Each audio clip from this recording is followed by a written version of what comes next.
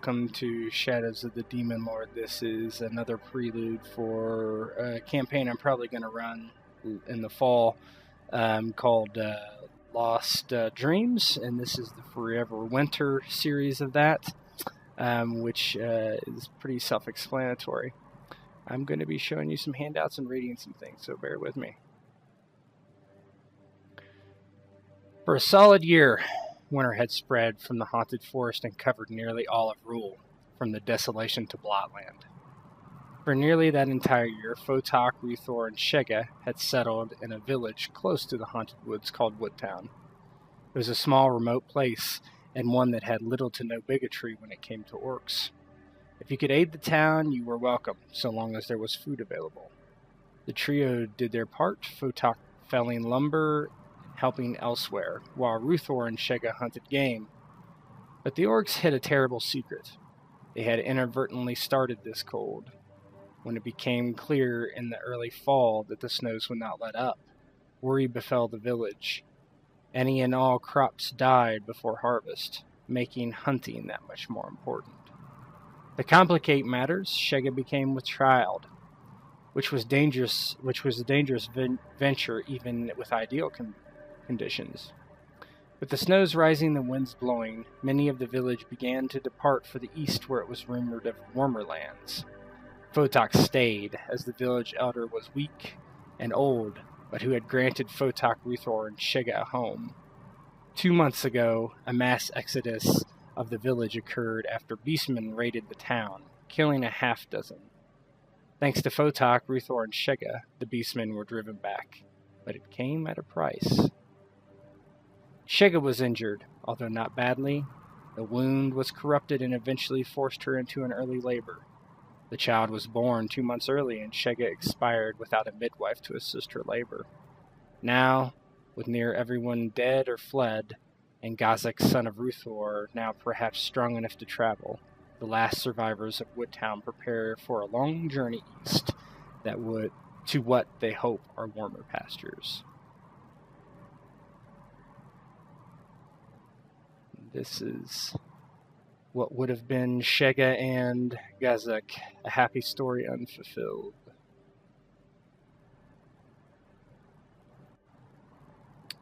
Alright, I have one more thing to read. For Constable, the winter made little difference. He did not feel cold or warmth, but clearly the populace that he had sworn to protect were not so fortunate. Over the last 4 months, most everyone had fled. 2 weeks ago, the last large group left, leaving only 6, including an orc babe, behind. The babe was not ready to travel, or so said Ruthor, his father. It had been difficult to convince Phaedron to leave, even though his only adopted child, a halfling, remained behind as well. But finally, Constable's words were heard, and today was the day to make their way east. For Phaedron, his words were sometimes few, but finally the realization had come. It was leave or die. It might not have been so bad for him as his old bones lamented making such a trip for his daughter, Tulip. He knew that she must go. He had tried to convince her to go with the others, but she had protested, claiming she would not leave without him. And so, that was where they were. The old warrior took up his poleaxe one last time. Although fearful, Tulip saw this as a grand adventure. She never knew her true family, as Phaedron had taken her in as a babe. She had never even seen another halfling for that matter, and was eager to find more of her kind. Just as a curiosity, perhaps. She was in an age where the wonder of the world was on her mind, as the life her father led as a trapper was quite the bore. But 3 days ago she had seen beastmen. She was sure of it, in the woods near her father's hut. When she reported this to Phaedron, it all but settled the matter of leaving for good. And this is what she saw.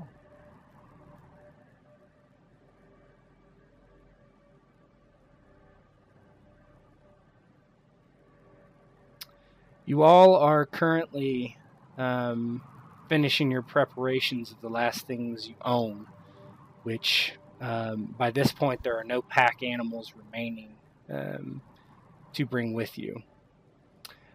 So you need to carry what is yours on your back, which is very little at this point, worth taking. So as you prepare to depart, I will open it up for roleplay, and go ahead and roleplay between yourselves.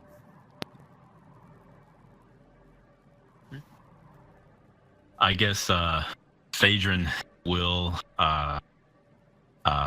meet the rest of this ill-begotten party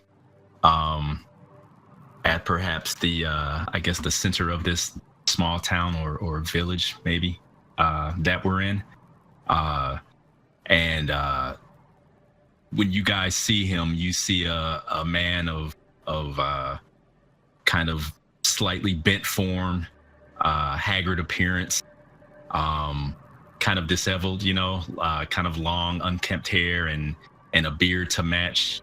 Kind of looks like the typical hermity woodsman. But one thing that stands out when you get close enough to see him and look at his face is kind of like a haunting look in his eyes. His eyes are like a cold gray that matches the winter that's closing in around you guys now. And he often just has a unsettling habit of kind of just staring almost unfocused out into the distance. And his adopted daughter, Tulip, she's been awakened many a night to Phaedron's almost like soft weeping to himself. But all the time that she's been with him, he's really been very hesitant to speak much about his background, let alone hers. Just telling her just enough to kind of console her or put her mind at ease, during the conversations that they've had. So Phaedron, he's got a large kind of leather-bound sack that he has slung over one shoulder, and he's got his poleaxe, using it to as kind of like a walking stick of sorts, and maybe a few other odds and ends, but nothing much at all. He's traveling fairly light.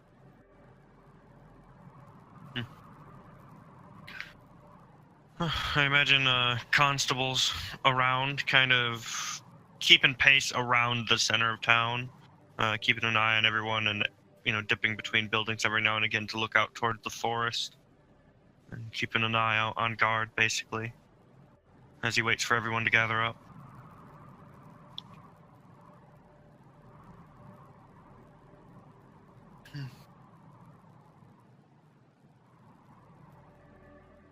Ruthor will be gathering everything he needs for his son to make it, warm clothes for himself and any of the food that they have.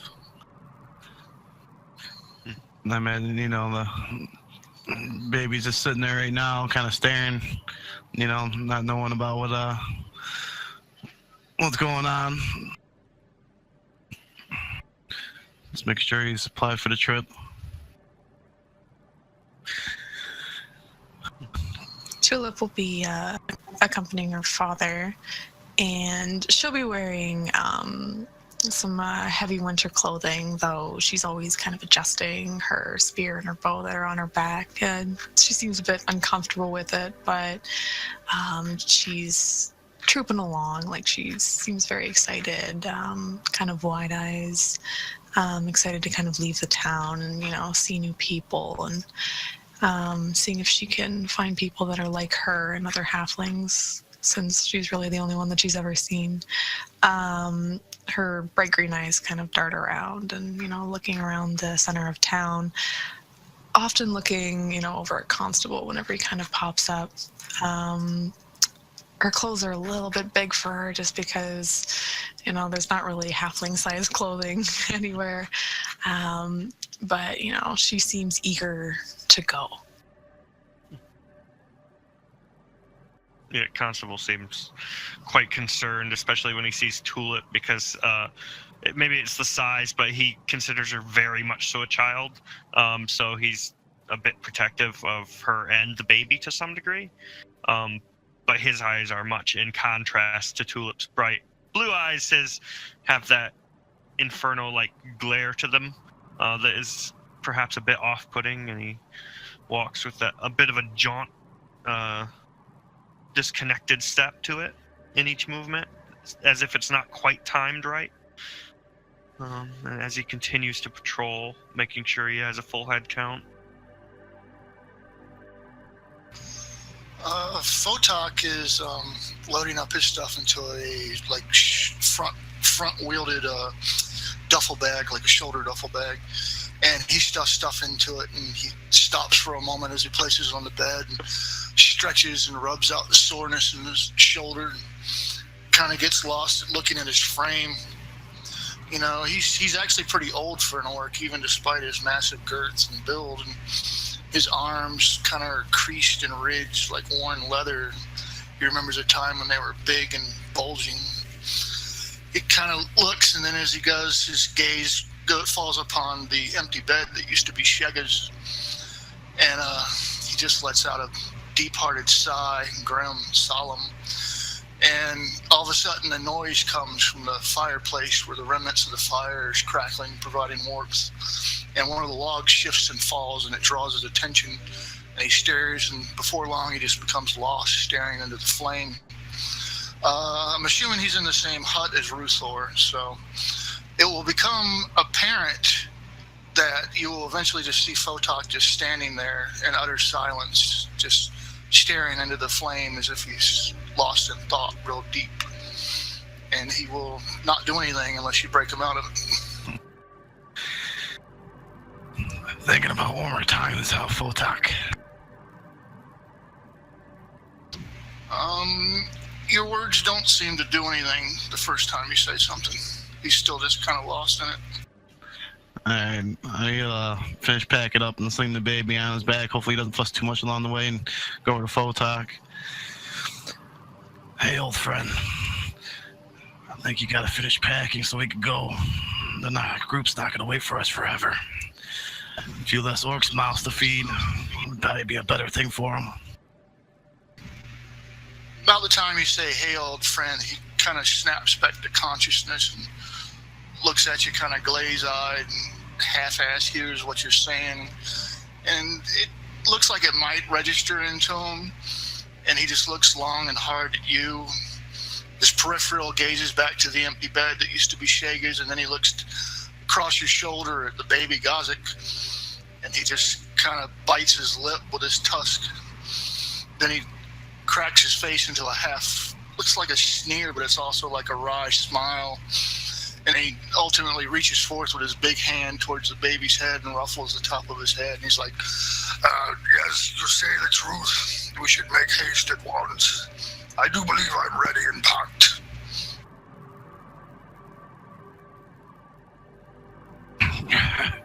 Good. I miss Shega as well. Mighty quiet without her around anymore. We have lost much, this is true.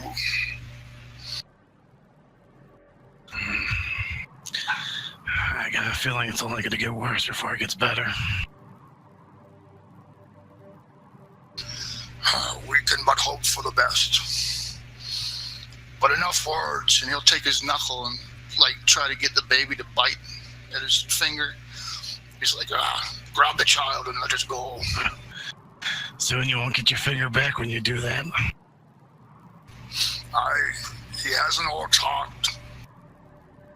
One thing you notice about this baby, and have noticed for a while, is he doesn't cry, ever. So it's very strange. The baby bites your finger like a normal baby would and kind of drills on it. This baby's only a 2-month-old premature baby, so in that sense it acts normal, but he never cries. And of course this is something that Fotak and Ruthor might find a good omen, right, as for a strength of a child sort of thing.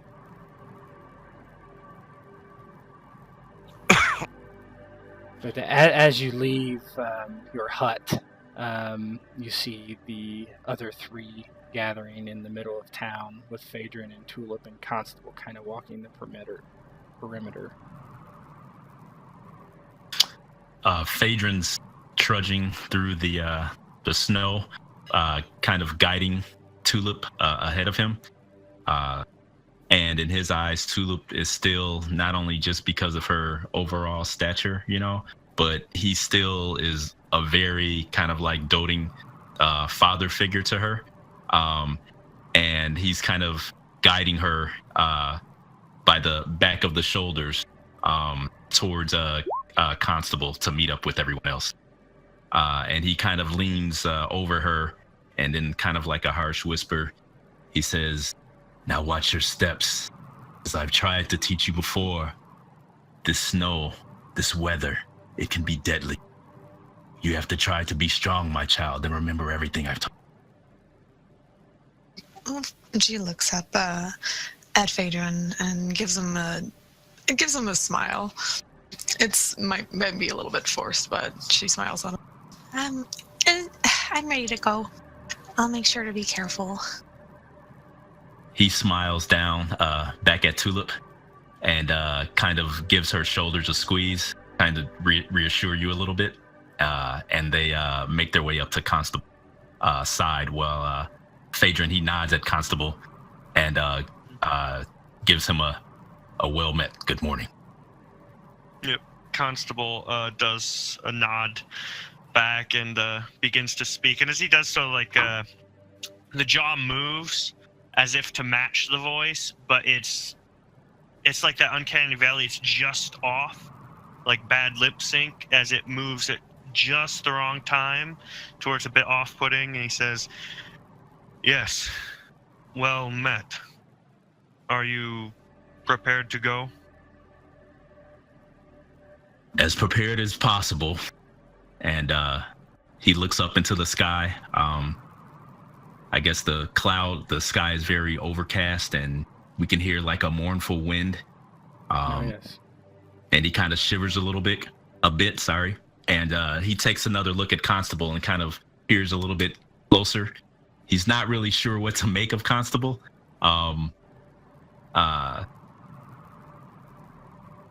So he's kind of he's a little bit hesitant around him, but it's nothing disrespectful or anything of that matter. But he doesn't quite know, how to play Constable. It's just very awkward, and he reaches out to kind of pat Constable awkwardly on the shoulder, and he says, "How are you feeling this morning?" "I am suitably operational. I see you shivering. It must be cold." "Yes, every winter seems to get worse on to my old bones, but I'll manage. We must be ready to defend the children. You are prepared?" Phaedron glances over his shoulder, kind of expecting to see a wave of beastmen at any moment. And as he sees nothing, he kind of turns back to Constable, and he holds his poleaxe forward in a kind of like a strong grip, and he says, "The sooner we leave, the better. But I'm ready for whatever fate may have in front of us." "Indeed. It seems you are." He turns. I presume Ruthor and Fotak are approaching about that time. Sure. He just kind of sends a half nod in their direction and says, "Yes, ever vigilant." And his gaze lingers a little bit on Ruthor as he says that before he turns a bit more towards Tulip. "And you are ready as well, child?" Tulip has been looking up at Constable with basically kind of a half smile and big excited eyes the whole time that he's been talking, basically studying his jaw as he's been speaking. She gives a vigorous nod when he addresses her. Hmm. I'm ready, but aren't you cold? He cocks his head a little bit, which the angle seems to put off a bit of a screech from a slightly less oiled than the rest spot. I have no concern for temperature. My heart is fire, and the cold is nothing to me. She kind of stares at him for a bit and blinking and just nods, not really fully understanding what he means by that, but she accepts his answer. As does Phaedron as he shakes his head. And he reaches out hand ever so jankily and pats her on the head, and like one of the fingers taps a little bit too much here and there as he does so, and he gets ready again in like a tall stance with his staff as if he's at the ready. And it seems for a moment as if he were just almost like a display piece for that moment. He's just standing there with the staff perfectly like a statue almost, and he speaks out to Ruthor and Fotak as they approach. Are you prepared?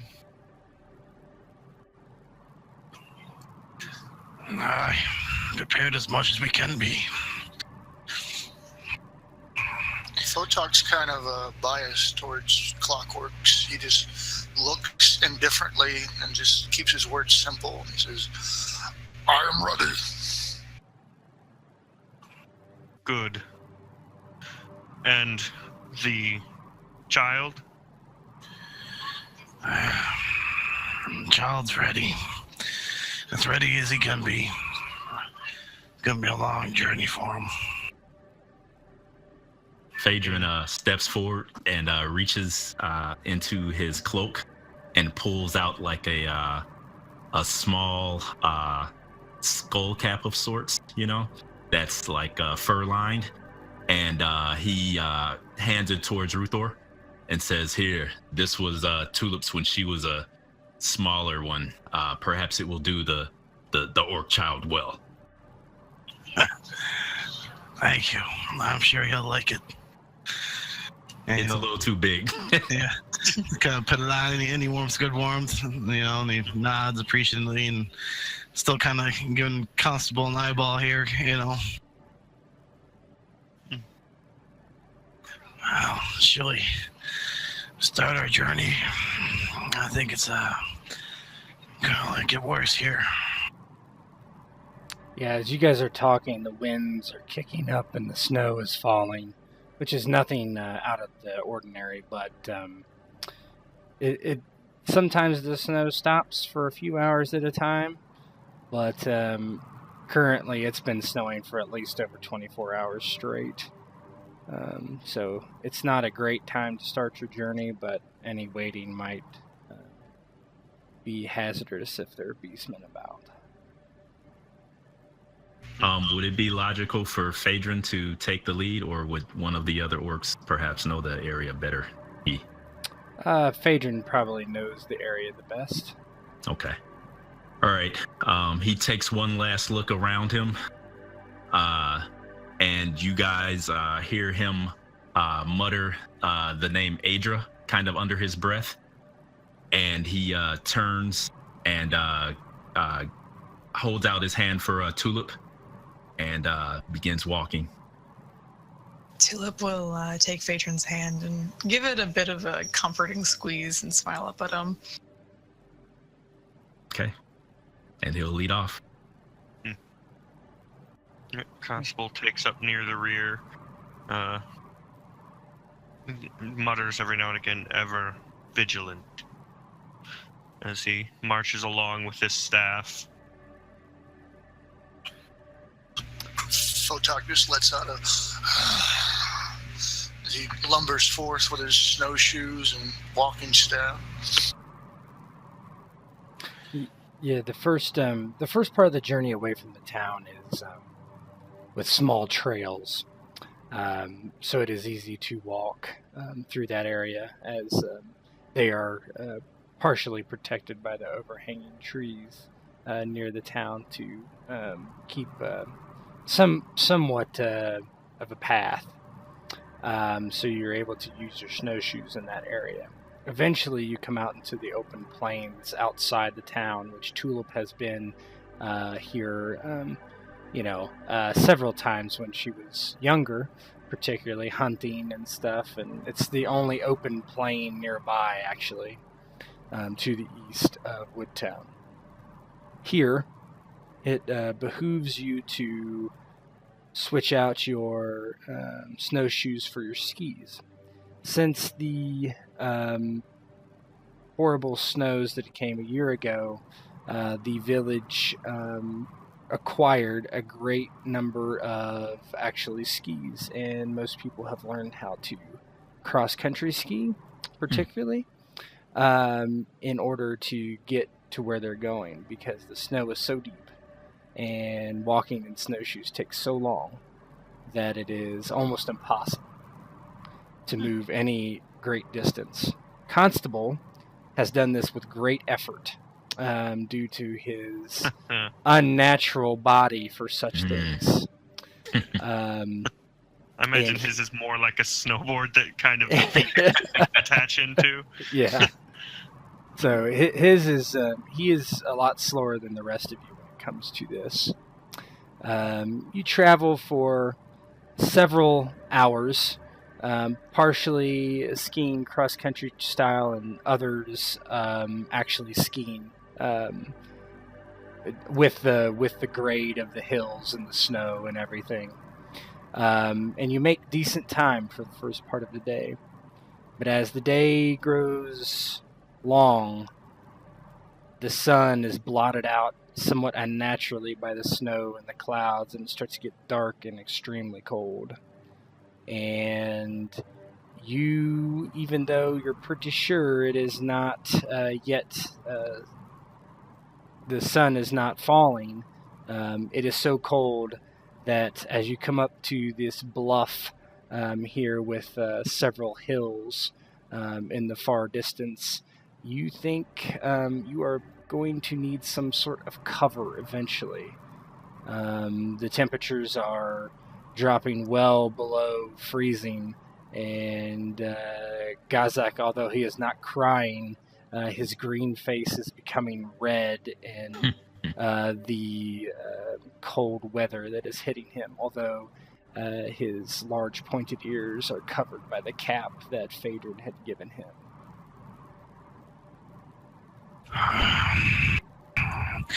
Getting cold, guys. Huh? We'll find a spot. His drool is freezing on your shoulder. Wow. Should have made him a mask. Phaedron maybe will hear like the orc child maybe getting a little fussy, and he kind of turns, and you guys see that his face is just, he almost looks like the snowman, the snow is covering his beard, and it's the condition of getting really bad. If that's what he looks like, you can only imagine what everyone else looks like. So what he'll do is he'll look to see if maybe there's an area that is maybe possibly a little denser, like a outcropping of trees or something, or if nothing like that, then he'll look for a lower, possibly like a lower elevation or dip in between the hills, somewhere where they can at least get some protection from the wind initially, because he realizes that time is, the clock is ticking on their survival. And as Phaedron is skiing down, as you're getting closer to these hills, what is everyone else doing? Constable would be keeping watch mostly. Yeah. Fotak would bring his skis to a halt, and upon witnessing the child with its pseudo snot rime crystals all over its face, he'll immediately begin to protest out loud. "This is nonsense. We need to seek shelter. Do you not know of any caves around here?" He'll just look at the snow and kick at it and start pushing some snow up, lean down with his hands. He goes, "Perhaps we can build something out of the ice." Phaedron whips around and says, "Patience! I'm looking." There's bound to be something around here. Worst case, like Fotak is right. We just need to go deep enough in and pack the snow and we can make some type of windbreak. Give us a little warmth. Is there anything apparent, or does things look pretty bleak? Why don't you go ahead and roll perception with a boon, because people are helping you. Okay.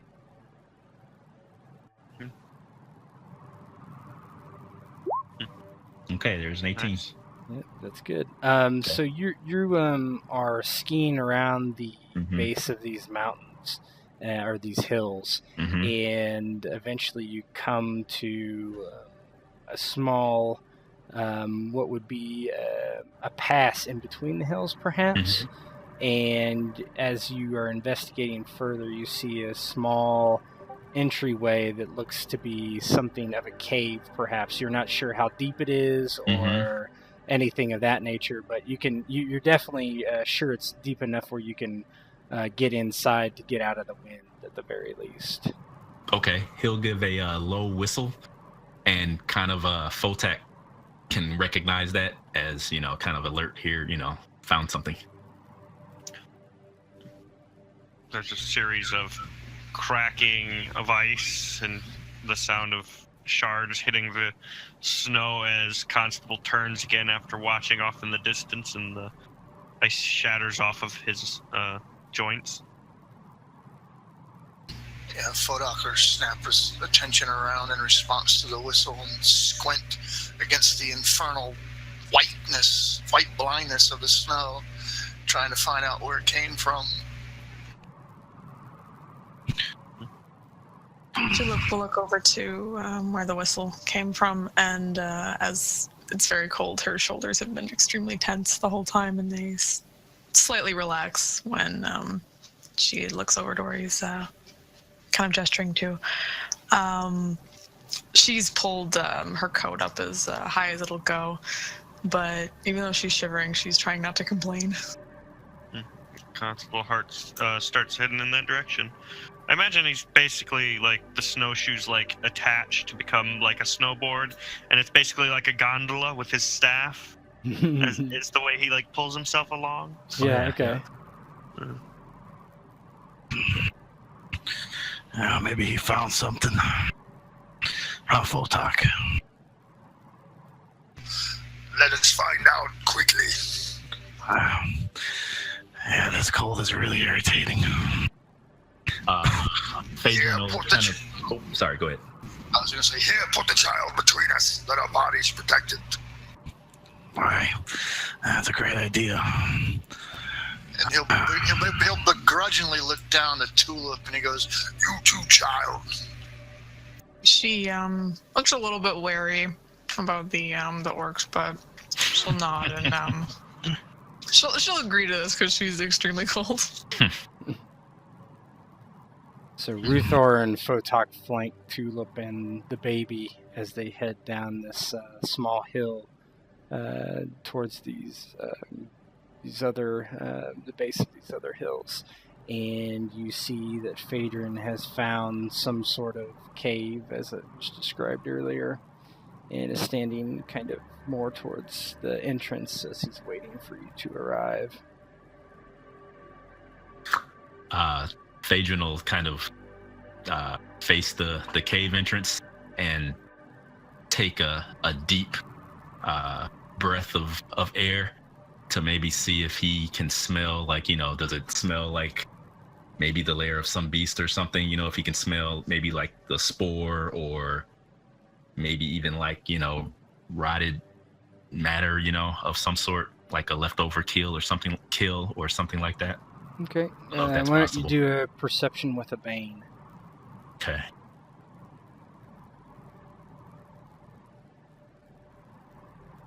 Oh, okay. 8.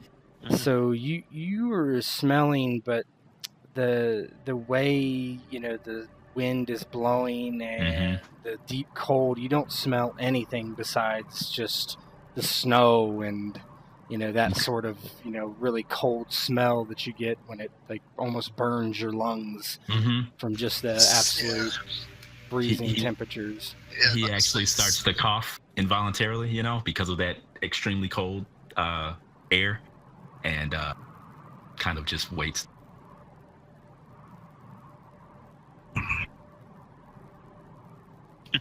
You found the cave. Excellent. I was just about to say that's what as soon as Fotak gets there, he'll just go. First thing out of his mouth is "excellent." And then he'll immediately just stride into the cave with his axe out. No, same thing with Ruthor follow suit. Because Phaedron hisses. He's like, "Wait, you fools, wait!" And I don't know if they pay attention or not.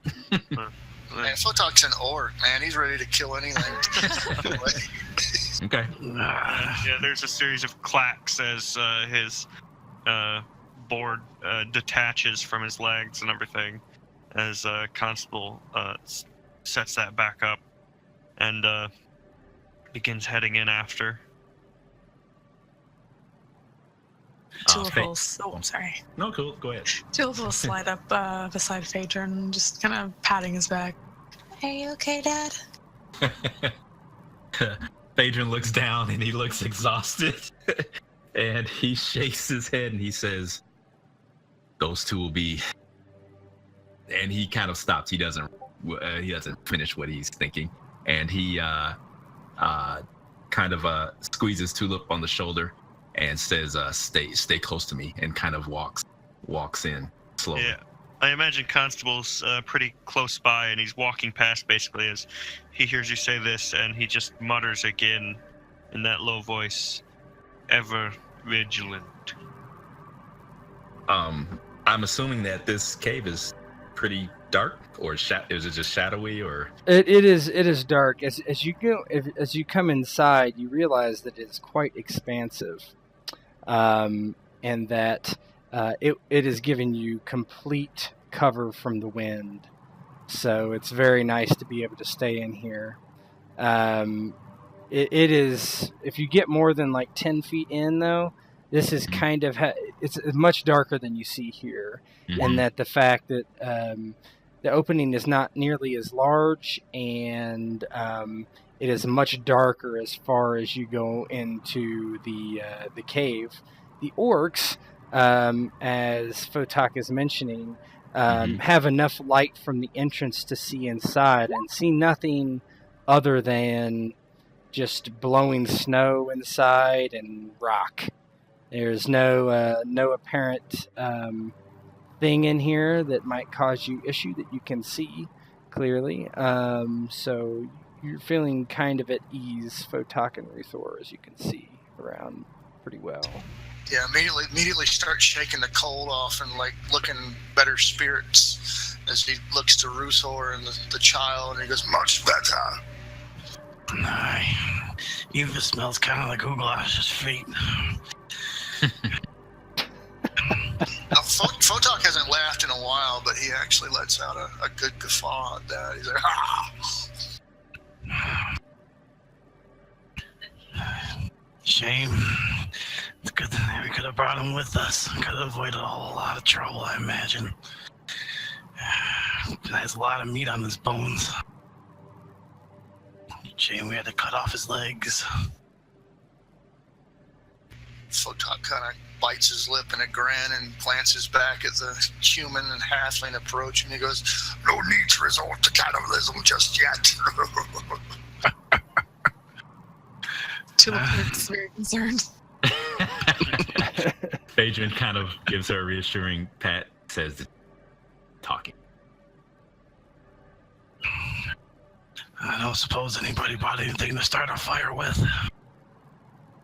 I mean, you have that would be something that each of you would bring, flint and steel. But the question is, do you have anything to start the fire with, right? As far as kindling or wood. Yeah, we might have enough to get a spark and ember and brief smoke, but unless we got fuel, we're definitely. Yeah. Would You'd need to go back out, right? Yeah, Constables basically turns to everyone. Would you like me to go. The cold is no concern. Phaedra nods, says, just watch yourself, even though you seem to be fairly toughened against the element. There are other things out there that can cause you harm. Of course. He nods to the others again, quite disjointedly, and turns to go search for the stuff. Yeah. Search for some kindling. Yeah, are you going to take like someone's axe or something to chop down enough wood to actually build a fire? Yeah, he would have asked, for some type of tool. I imagine he has like something in his toolkit that would take ages to do it, but Yeah. He turns to everyone again before leaving. You have a cutting implement? I see. Would I have a knife or something, or a Sure, you have hatchet? Maybe you have things of that nature. Sure, Fotak actually has a battle axe hanging off his back, but yeah. I'm not sure he's gonna give that up. Here, why don't you take my shirt while you're at it? I beat you too. Here, Constable, I got an axe. Okay. We're good for the trees. It came in handy for me for a while, cutting down the trees. Good. Yeah, between Ruthor and Phaedra, you get something good enough. Guys are loaded. They're loaded down. Yeah. So Constable takes his leave, and over the next several hours, brings back in multiple trips parts of a tree that he's chopped down, and eventually he gets back, and there's almost no light by the time he does. In his last trip, we'll say it's his fourth one, and you have enough wood maybe for several hours, depending on how hot you burn it. But all in all, you're able to start a fire and get it going in a reasonable manner to give you enough warmth for the night, and particularly Gazak, who seems his green self in the cave.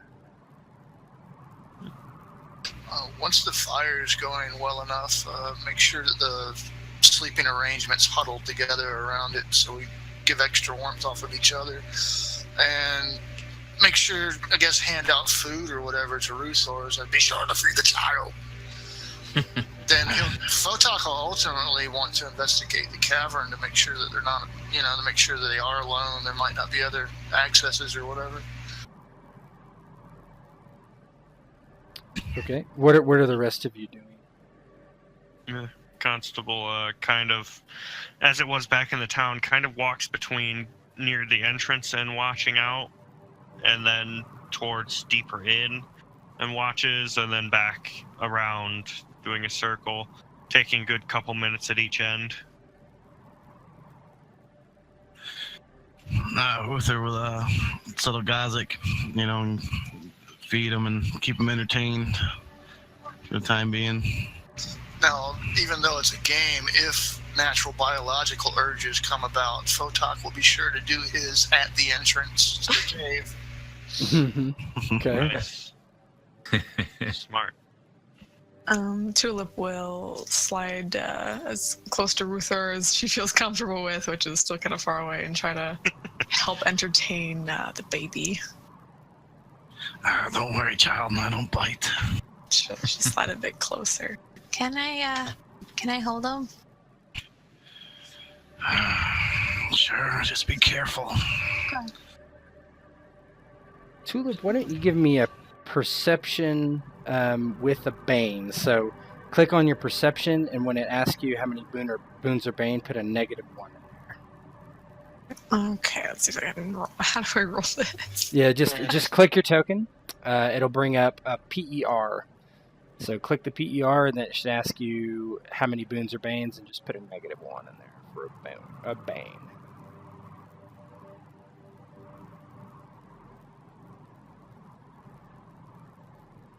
Oh, baby. Okay. Oh, baby, indeed, I presume. Yes. One moment.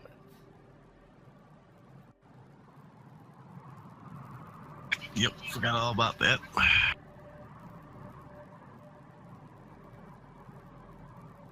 At least I certainly hope, baby. But, Yeah, really. Tulip, you have a new handout in your a new handout that is to you. I'm gonna whisper something to you real quick. Okay.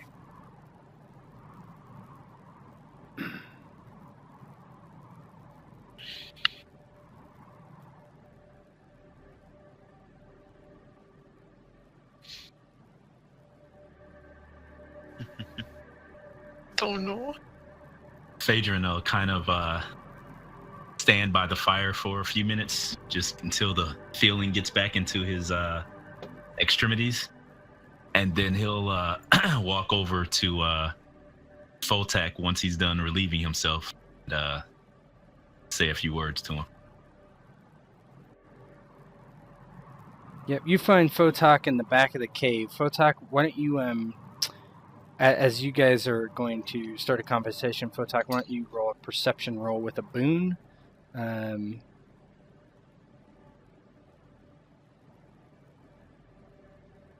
Okay.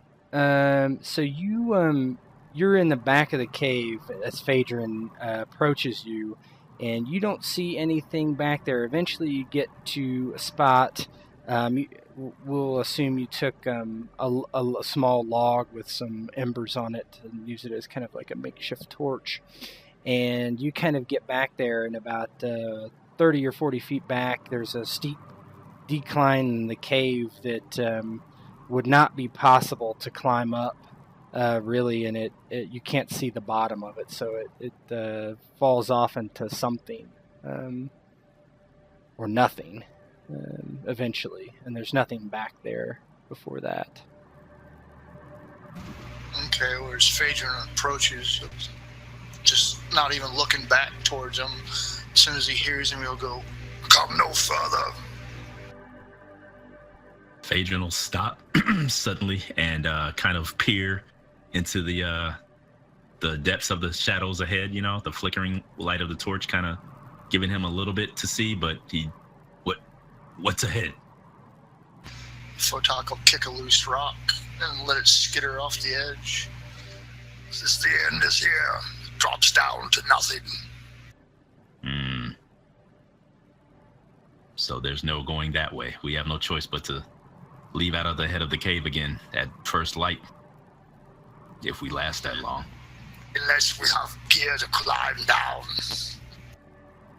No.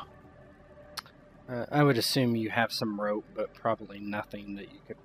To tackle that. Yeah, I don't think that would be possible. Okay. Does Phaedron have any idea or any kind of insight as to what lay ahead eastward? Well, you should pass these hills. Phaedron is... most of you, except Tulip, have been past these hills. And as you're heading east, I should have uploaded a map for Rule, but I didn't. So as you kind of go east here, eventually you'll get to Cold Lake, and there are small towns around Cold Lake. You hear that there, as far, the more east you go towards the coast, the warmer it is. That's been the rumor. You have no idea how to substantiate that. That's just what everybody has gone on. Okay, and can he kind of guesstimate in these conditions, assuming things don't get any worse, about how long it may take them, considering constables, we're going pretty much he's the one that's determining our rate, he's the slowest. So yeah, just probably, I would say a few days at least. Okay, all right. Okay, Phaedron kind of grunts when he kind of strains his ears, listening for the stone to clatter once it hits the bottom. And once he really doesn't hear anything, he says, this cave won't be offering us any shortcuts to the east, so we'll just have to hunker down this evening and leave out at first light. We have no other choice. Pray the snows lessen by the time the sun rises. He nods and then turns and walks back slowly towards the small fire. So as those two have been off talking, what has Constable Ruthor and Tulip been doing? Constable has been kind of patrolling, and seeing as it seems okay for now, he heads over. Is everyone warm enough?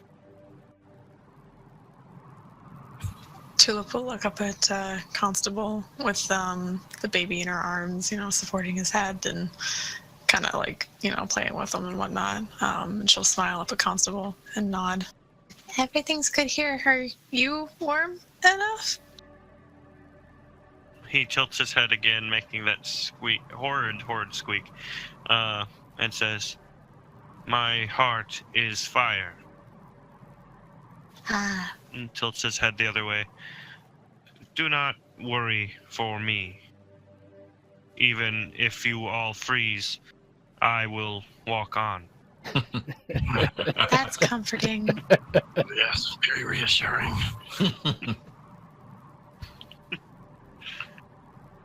Tulip's eyes go back a few times to baby Gazik's back, and she looks like she's looking at something kind of intently, and she kind of adjusts him so she can kind of look, and pulls up the back of his shirt a little bit and points out a mark to Ruthor.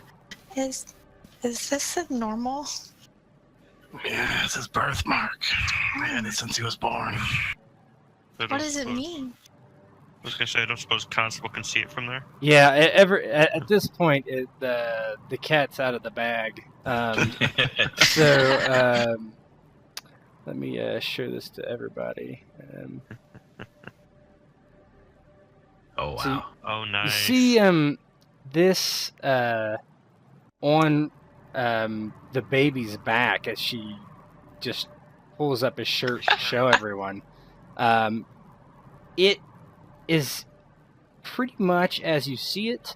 All the lines are very straight. It looks as it is. Everybody's clearly confused at how this could be just a birthmark. I mean, I think that's pretty obvious. It looks like it looks raised off the skin as if a brand. Phaedron particularly have seen brands and slaves, livestock, and that kind of thing. Tulip might not really have a good idea of what a brand looks like necessarily, but it's clearly not just a birthmark. It appears, right? Never quite seen a birthmark like that before. Curious. Well, that's the only way I could have got on him. I don't brand my property. Did the child's mother have anything like that on her body? No, not at all. I think. Fotak will ultimately not like the fact that you're lifting up this kid's shirt and showing him off. So he will reach over and pull the shirt down. Here you go. It matters not how the child got it. You no need to let him freeze. Cover him back up. Fotak's right. We gotta get him warm and get him to sleep. Tulip will hand back the baby. Sorry, I just wanted to, She'll kind of go a bit quiet and look at the fire. Here, give him this. And Phaedron will hand a small piece of, I guess, jerky or salt, pork or something. Is that okay? Yeah, you have, Ruthor has basically mashed food for the baby. Okay. But those teeth. Yeah. Assuming that a 2-month-old orc still can't eat meat. I don't know. I don't know about the physiology of a Rare. Makes for a good makes for a good chew toy. There you go. Yeah. Right. I'm gonna say it has biters, but not chewers.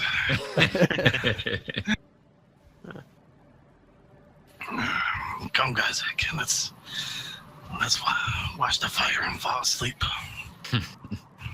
Gazet kind of just hand it back over to you, and he just kind of nestles into your chest and eventually does fall asleep. Constable looks off towards the baby and then off towards the dark of the cave. I'm assuming that assuming clockworks don't sleep. No, They do not. They don't. But yeah, he just mutters foreboding as he looks off into the dark after looking at the baby, and then continues his kind of general march around the group, checking the entrance, checking a little bit further, checking the entrance, and so on. Ruthor will kind of prop himself up with something, and they told him maybe take his dagger out and put it within easy reach, just in case he needs to stand up and fight, on a sudden notice, and start dozing off himself. Yeah. Unless anybody has anything they would like to do before they sleep and let Constable watch, you move on. Fotak will be amongst the last to go to sleep. Okay. And he will ultimately approach Constable. And once again, he's not very aware. He's kind of, like I said, he's kind of prejudiced. But he's, to a machine, he just half-heartedly doesn't really look at him like you would a person. And he just says, make me the first, amongst the first to inform us if the snow's let up. Very well. I would like to make haste from this place as soon as possible. That is wise. I will be sure to wake or alarm you should the time come. He'll just grunt affirmingly, doesn't really spin around and begrudgingly go to bed. His inferno eyes gaze in that direction for a moment afterwards, quite off-puttingly from near the entrance, with the faint moon glow past him, casting a dark shadow over him aside from the eyes and the core. And he turns back and mutters again, just enough for everyone to hear, ever vigilant. Phaedron will nuzzle up next to Tulip and put an arm and part of his cloak around her, and he closes one eye and with the other hand kind of tosses a pebble, bouncing it off of Fotak's shoulder, and says, "Well done, friend. You've done it again." Goes to sleep. Tulip goes to sleep fairly quickly, as being so small and having to walk so quickly to keep up with everyone else. Mm-hmm. Even on skis, she's pretty exhausted. Now, Orcs ain't shy of sleeping in flop house fashion, so he'll immediately put the baby in between him and Ruthor, and he'll sleep with his back against Phaedron's back. And he'll just let me know whenever it's like the middle of the night or something. Yeah, go ahead. The hours pass and Constable's staring outside. Obviously, the snow is still falling. Maybe it lets up a little bit in the middle of the night, but not enough that you would make a night departure or anything like that. And yeah, Fotak, do what you will in the middle of the night. Yeah, probably between the hours of midnight, 3 a.m.-ish or whatever. If you want Constable to roll, he can. But you'll notice Fotak will start whimpering and scoffing in his sleep, kind of like a dog having dreams. And increase the volume of it, and he'll ultimately like lurch awake, and the first thing out of his mouth is, "I'll kill you." That doesn't wake everybody up. Yeah. Yeah, I think it does actually. It wakes everyone. Right. Ruthor's gonna sit up with his knife. Yeah. Who we killing? I imagine Constable probably took notice at some point just before that. Yeah. And so he was kind of standing over the group a bit, watching curiously. And no sooner than y'all respond and Fotak awakes, he immediately just looks around as reality sets upon him, and he'll like push away a concerned Ruthor, of course, push him off, and then like acknowledge the two behind him, and then he'll look down and like start fumbling around, and he'll look at the baby, and if the baby's awake, he'll just look at it and blink several times, and shake his head, and just let out a big and just immediately lay back down like he's trying to go back to bed. You and your nightmares. Is there cause for concern? I don't think so. I think we should get the remaining shit out that we can. Constable stands over the group. Again, those eyes kind of almost glaring downward. Sleep well. Before he turns and heads back towards the entrance. And with that, Ruthor kind of mostly just lay there, being startled awake, trying to fall back asleep. Yeah, Fotak will do that. He refuses to answer anybody's question unless they actually press them. But he'll like do the staring, nodding, blinking off, making sure the child's okay. And that's where he'll eventually fall back asleep. There's like one last nod and flutter of his eyelids as he sees the child settling back down.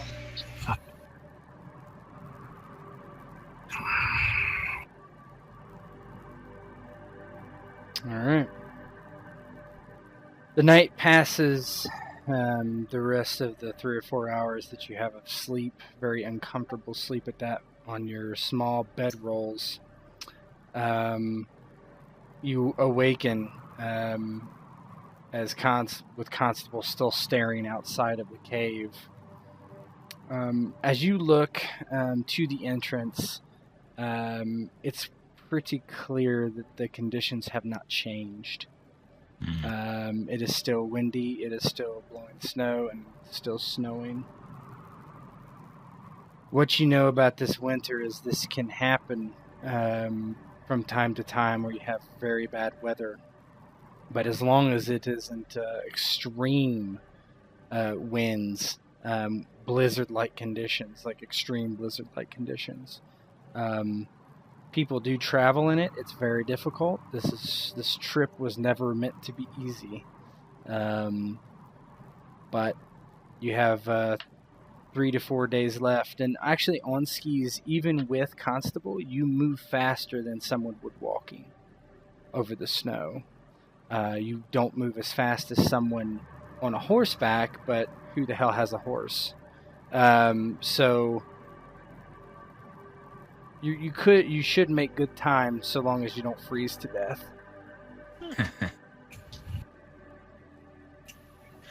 Ruthor kind of talked to Fotak on the way. Fotak, what woke you last night?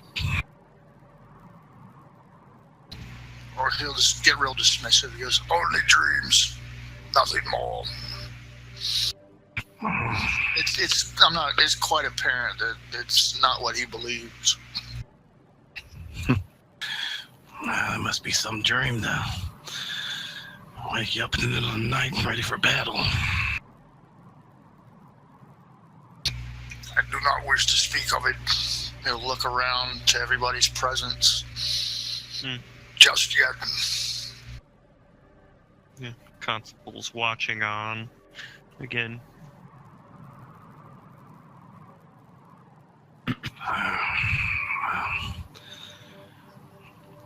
Hopefully,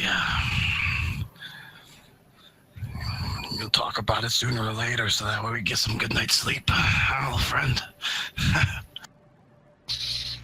he'll reluctantly let out a lessening of the tension in his face, and he'll go, "That we will. Yes, we will." Good.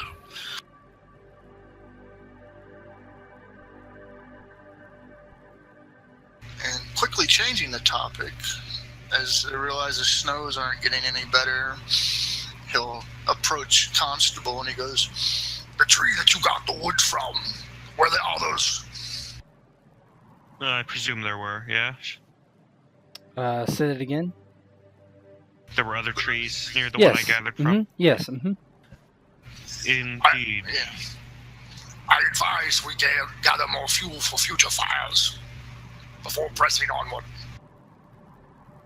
Perhaps a sled would be useful to drag.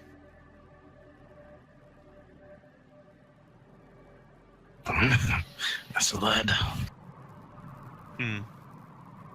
I don't think we have time to make one.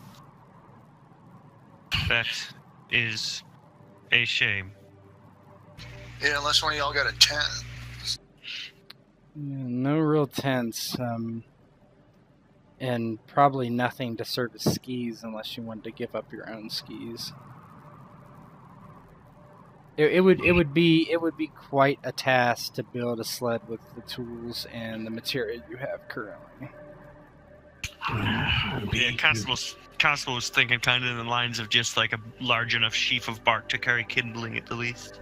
Yeah, you could maybe do that. You could transport enough kindling and wood for another night. If you're thinking that you're going to run out and not find any more trees for any more kindling, that sort of thing. Well, hopefully the further east we go, we may run into more kindling. Hopefully trees. is the key word. Yeah, it's true. But yeah, in that case, I suppose Constable goes and gathers more kindling before heading back to the group. Are you prepared to depart? Yes. The faster and harder we push ourselves to the east, and the faster we get to the place we were. Any place that has food and warmth.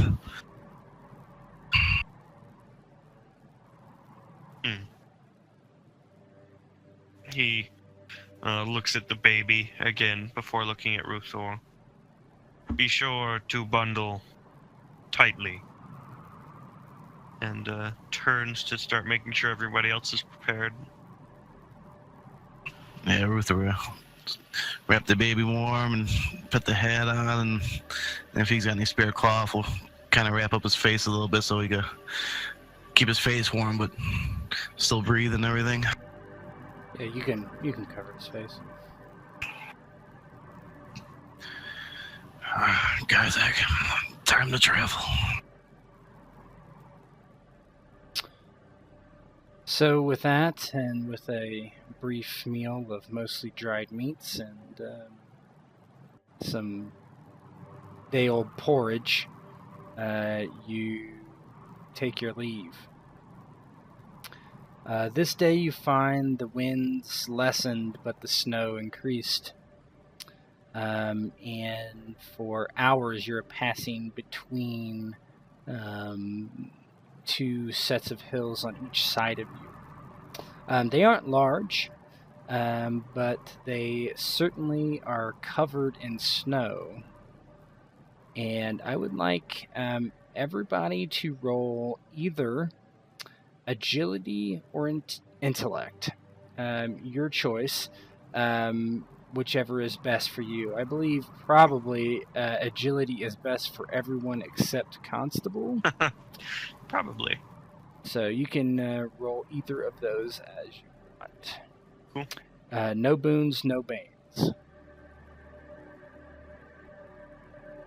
Oh, wow. Okay. Oh my. Yeah. Oh my. Wow. Ruthor, I think.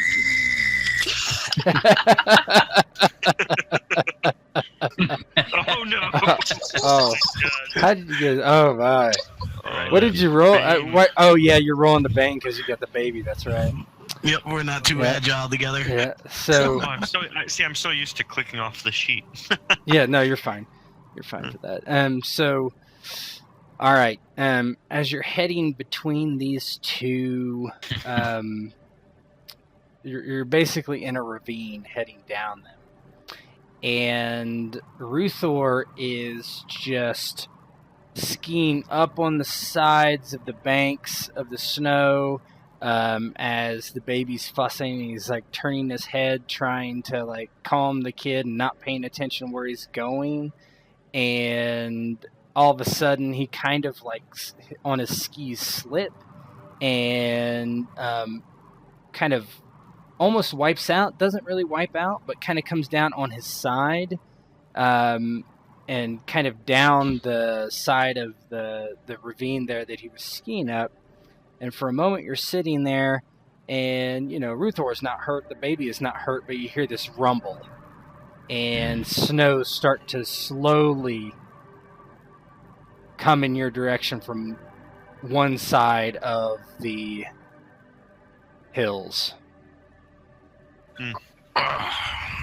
Yeah, there's a loud droning move from Constable as he begins to kind of pull himself along faster. Well, that was fun.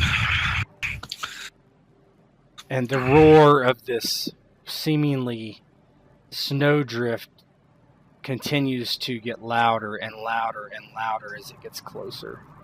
Wow. Yeah, Constable pushes forward as fast as he can, which isn't all that fast, but nonetheless. Fotak will do his precision last-minute stop on his skis. his pirouette. Yeah. He'll reach down and go, "Take my hand! Now go! Fly like the wind!" And then push Ruthor forward once he gets his footing. Oh, thanks, brother. We'll start moving along. Yeah, of course, Phaedron will roughly, with no delicacy at all, kind of lift and push Tulip in front of him. And kind of how you just waiting for the snow just to, hit him in the back. He can kind of almost feel it. He's just waiting for it to overtake them, but he's trying to move as fast as possible.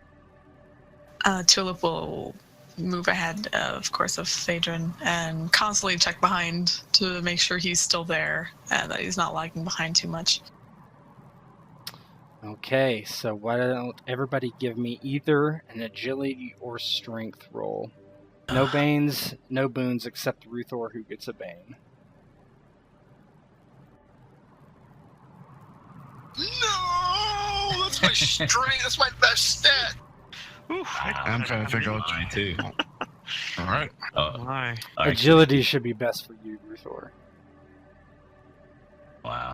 Much With a bane, nice.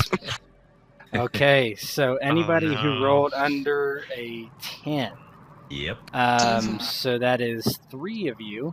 Now, here's what you can do. Just you can use a fortune point if you so wish to re-roll. If you still fail, you still fail. But you can use it now. But you only have 1 for this entire session, so keep that in mind. Okay. Sadly fitting that the one that got pushed ahead and the one that started moving first are actually the only two. Right. I think I'll use it because since Tulip and I both failed, Phaedron's gonna use his to re-roll, and hopefully maybe, I don't know, if he passes, maybe he can still help her out. I don't know what. Then I won't use mine. Yeah, okay. All right, put all the no pressure. Okay, all right. So I'll re-roll his strength. See what happens. Wow. Okay. Wow. Oh no. Sucks, man. Oof. Okay, well, there you go. Bad rolls. Fotak, you're not using yours? Yeah, you got 1. Isn't it just a failure to a success, or is it a reroll? No, it's a reroll. Okay. Oh no, you're right. It is. I was gonna say. I'm sorry. You're right. You're right. It is. Okay. It is. So if you use yours, you succeed. Yes. Okay. Yep. So Phaedron succeeds. Where's I'm looking for where would the fate tally be at? You can click that fortune spins there it is, token, okay. but there is I think that's one thing now that I think about it, I didn't set for everybody. Okay, Everybody so should just have keep one track to of it. begin, so you should Okay. have none. So you're done. All right, fortune 0. Okay, no problem. Okay. Fotak, I'm assuming you're not going to use one. Did Tulip spend hers? No, she did not. No. Not yet. She could if she want. You would automatically succeed if you did. For fun, I'm gonna say I'm not. Okay. It is pretty interesting. I do like the concept. For roleplay purposes, I'm going to say no because I was trying to save the baby and him. Okay. All right. Here we go. You each take 9 damage. Oh, damn. no. So, Tulip. put that in your. I'll put it in your green bubble, and we will. Okay. So as this, so Phaedron, Ruthor, and Constable get ahead of this, this falling avalanche of snow, as Tulip is trying to ski forward, the tip of her ski gets shoved down into the snow, causing her to face plant into the snow and her ski come off her boot. And as Fotak is right behind her, trips over her and is slammed onto the ground. And as you're there, Phaedron, Ruthor, and Constable outrun the snow. But as Phaedron particularly is looking backwards, he sees the snow come over Tulip and Fotak and come over top of them, and he cannot see them. Phaedron yells out and screams, and immediately whips around and goes towards the spot where they were last. And starts furiously digging, I guess. Yeah, will hear the scream, turn around, and come usher him back to save friend Fotak and the young halfling. Whenever the shock and the sense of okay, I'm alive kicks in, Fotak will immediately start drooling and then dig the opposite way that the drool falls. There you go. You know what you're doing. I was just going to say, make sure you're digging up. Tulip, what's your reaction to getting buried by snow? You guys are both immediately having trouble breathing, but she's never been really buried in snow before. She'll panic will slowly start to set upon her, and she'll start kind of hyperventilating as much as she can, really, just from the lack of air, and she tries to move, but there's a lot of heavy snow, so it's extremely hard for her to get out because she's not very strong in the first place. Mm-hmm. So Phaedron, Ruthor, and Constable, go ahead and roll me perception. No boons, no banes. Yeah, it's something I don't have a bane for. Okay, there you go. Everybody. Okay, so you, all three of you, are able to determine generally where they are. Mm-hmm. You think they're, by basically how the snow looks, the snow is a little higher in certain places. Mm-hmm. So you're assuming that is where they are. The bumps? So, yeah, they're basically bumps. Each of you can start to dig, all three of you. So basically, I need one success from each of you for you to get out. Total. If in a round everybody succeeds, you get out immediately. If somebody fails, the person you're digging for is going to take more damage. Oh, wow. So what I need is for you to tell me who you're digging for. The people that are not buried. Well, Constable's digging for Tulip. Okay. Phaedron was going to be digging for Tulip, so. Okay. Ruthor will be digging out Fotak. Okay. For Fotak. Everybody roll me either. We'll just it's strength. Strength. No banes, no boons, except Ruthor. I'm sorry, Fotak. Now you Damn, can nice we can say you put the baby down. That makes sense. So no banes, no boons. Constable's just taking half of his snowboard, and he's using it like a paddle to shovel. Oh, Okay. that's a good idea. Yeah. The baby's digging too. Rolling good. The baby can take my place. Gosh. Suck it. Use your teeth. Oh no. The cold's getting to Phaedron. Yeah, sure Man. is. He's gonna trick me. Tears are in his eyes. The They're constable success, and the people underneath can roll strength as well to dig. Oh, They're digging boy. out as well. Oh, Hey, no. can't hurt at this point. Oh, just got it. Wow. Oh, nice. So, so Ruthor and Fotak basically come together, and Ruthor is able to grab Fotak's wrists and pull him up enough where his head is exposed out of the snow. And since I think since Tulip, that must be Tulip rolled 20. So, what happens there is I'm going to say that Constable and Phaedron both together find her as she's like pushing her hands up as far as she can, and they're able to grab her wrist and haul her completely out. So Wow. you actually are able to get them out before they take any sort of suffocation damage, as it were. Oh, thank God, brother. You make a terrible looking snowman. Thanks for the push. Phaedron grabs Tulip up and like bear hugs her. And, she can hear him sniffling as he's kind of rocking back and forth. He just has her in a tight grasp. Philip will take some shaky breaths and hug him back while her one ski is hanging off the boot, considering the other is now buried underneath the snow. Yep. But she'll bury her face kind of, into his shoulder and just stay there. Yeah. Constable looms over the two.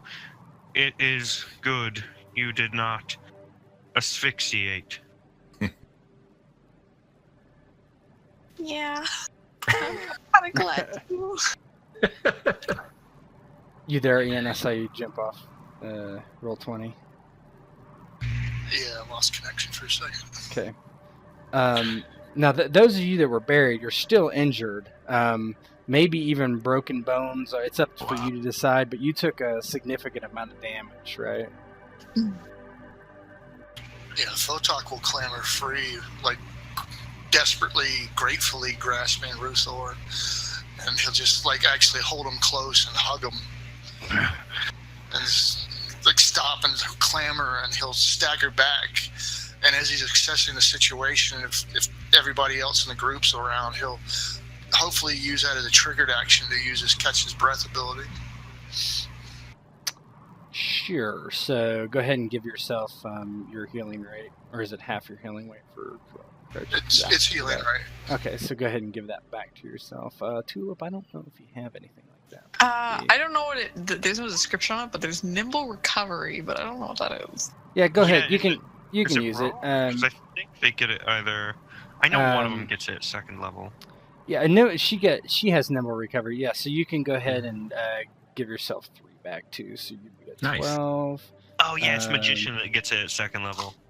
Yeah. Oh yeah. Whoops, Yeah. I went the wrong Yeah, way. nimble recovery. Yeah, now I'm probably- more injured. Yeah, sorry, went the wrong way. I'm almost dead.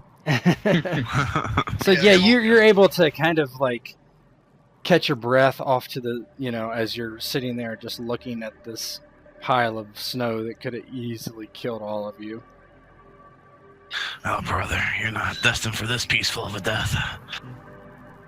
Is Tulip still looking pretty hurt? Got some broken ribs. Oh Yeah, wow. yeah. She has this labored breathing and pain in her side, particularly.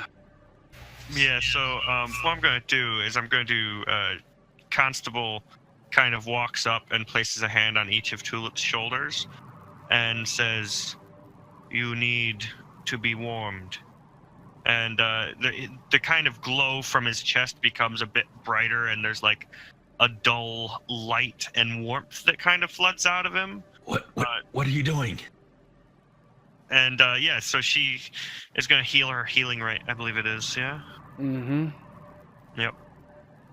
If he were harmed, he would as well, but he's mostly using it for her sake at this point.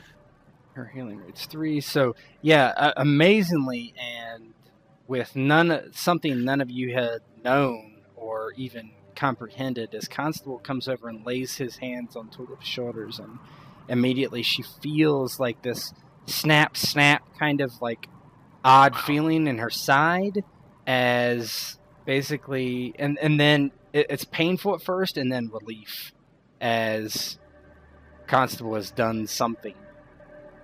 Yeah, as the glow kind of leaves through that little glowing bit in his chest and the eyes, and that warm light comes out, he you hear that kind of weird droning voice he made earlier, be restored. And then the light slowly fades off. Phaedron looks up at Constable and wipes the moisture from his eyes, and kind of looks down at Tulip, and then looks up again at Constable and gives him a gruff nod.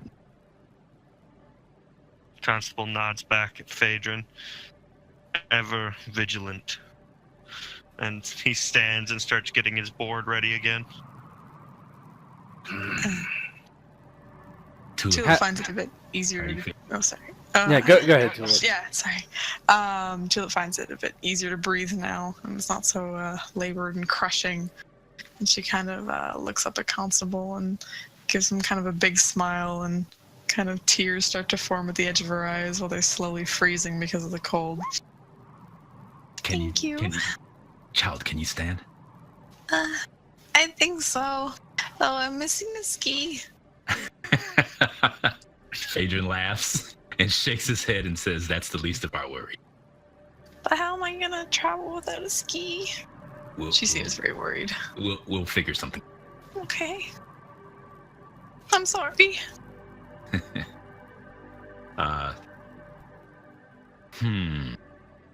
You have snowshoes. You can walk. Yeah, we might be able to walk from this point. Okay. Yeah, you can walk.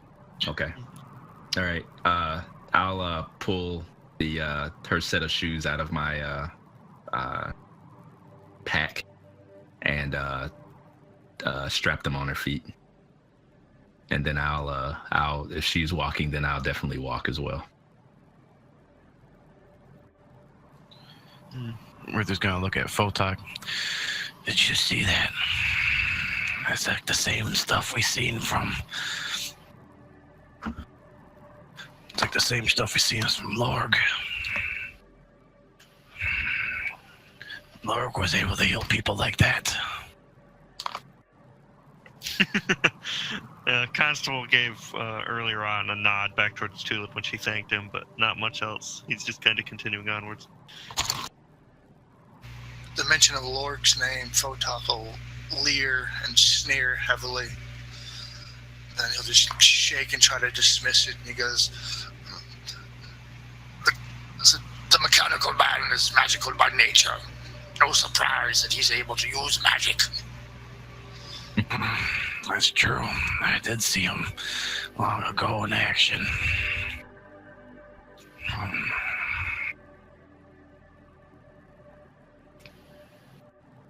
If you're expressing any concern over him like Phaedron did his daughter, Fotak will quickly brush you off. He'll be, I'm fine. Nah, you're a grown orc. Don't expect me to go over you. Save your coddling for the child. Give Fotak a piggyback ride. Yeah. You want to crawl on with the child and we could go? I'll make do. No ribs broken. I don't think. I'm sure you had worse. Yeah, Fotak is just feeling it in his lower back. His age is catching up to him from many years of hard labor and fighting in his life. But everybody is no less, or is pretty good shape considering. You go on for the rest of the day and are actually able to find another smaller cave that will keep you out of the elements.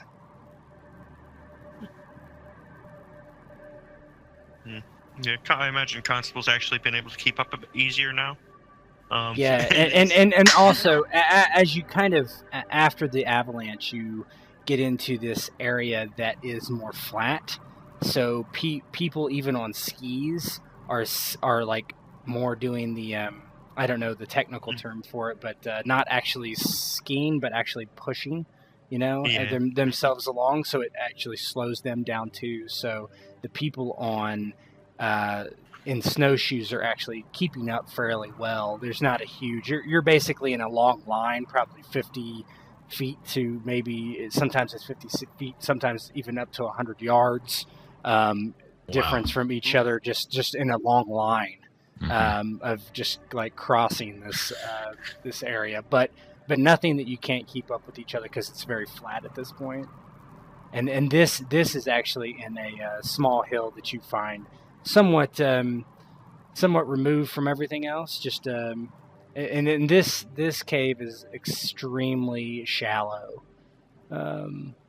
You look up and you're not sure if it's just not packed snow or it's actually something rock that's actually above your head. But it appears safe enough for now. Yeah. Yeah. Go ahead, dude. No, go ahead, dude. I was going to say, Constable thinks better than to poke it with the staff, so... Yeah. Yeah, Fotak's not nearly as inquisitive or curious as the previous cave, so when he gets settled in, he just immediately looks around, snorts, sniffs the air for signs of anything, and just flops down and immediately goes to go try to rest and recover.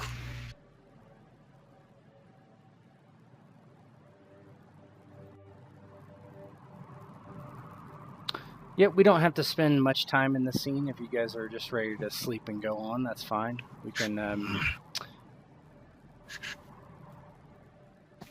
Tulip will be looking more towards Constable and kind of paying more attention to him in a way, but not like feeling a bit like embarrassed. Like anytime Constable kind of looks over at her, she'll like kind of look away. Oh no, the halfling is a crush on the Constable. 13-year-old crush. Oh no. Ruthor will, snuggle up with the guys there, give him some food and stuff, and entertain him for a little while before he falls asleep. Yep. Feeling better, Fotak. There's no obvious signs of any other usage of any kind in this cave. Why don't you roll me a persuasion? Or, I'm sorry, perception. Persuade the cave to... Yeah. Tell me. Yeah, persuade Tell me. There's nothing in there. If we're rolling under 10, I'd be going good tonight. Oh man.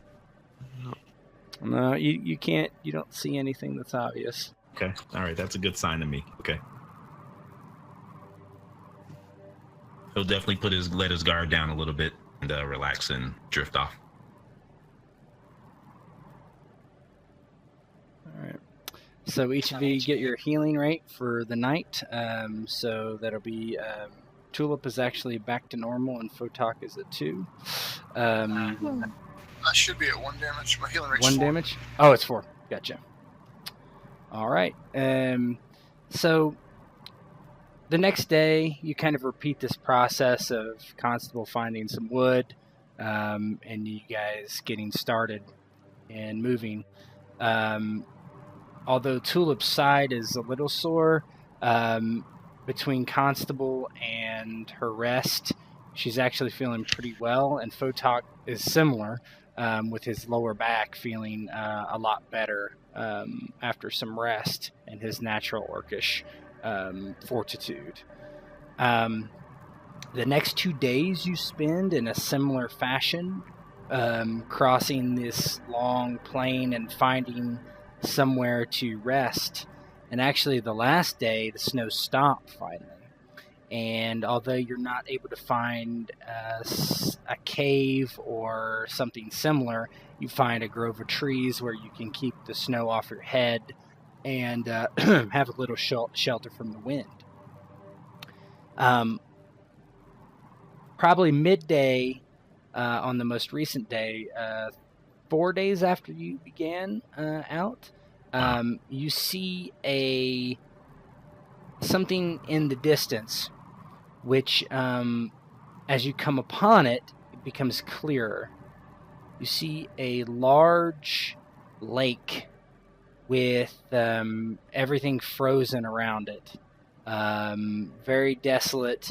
The lake itself, you can see to the other side. There's outcroppings of snow that is piled up on the lake. You're not sure if it's actually on top of water or on top of land, or what the exact situation is. This lake spreads from your right and to your left as far as you can go. It would take an extreme amount of time to cross it. If you guys want to, you can roll an intelligence roll or an intellect roll, and I'll give you some more information that you might know. Yeah, go orc intelligence. No Bane for Ruthor, obviously, on his intellect. Oh, one. Phaedron thinks it's great and safe. Wow. Adrian, Man, you are rolling really, really poorly.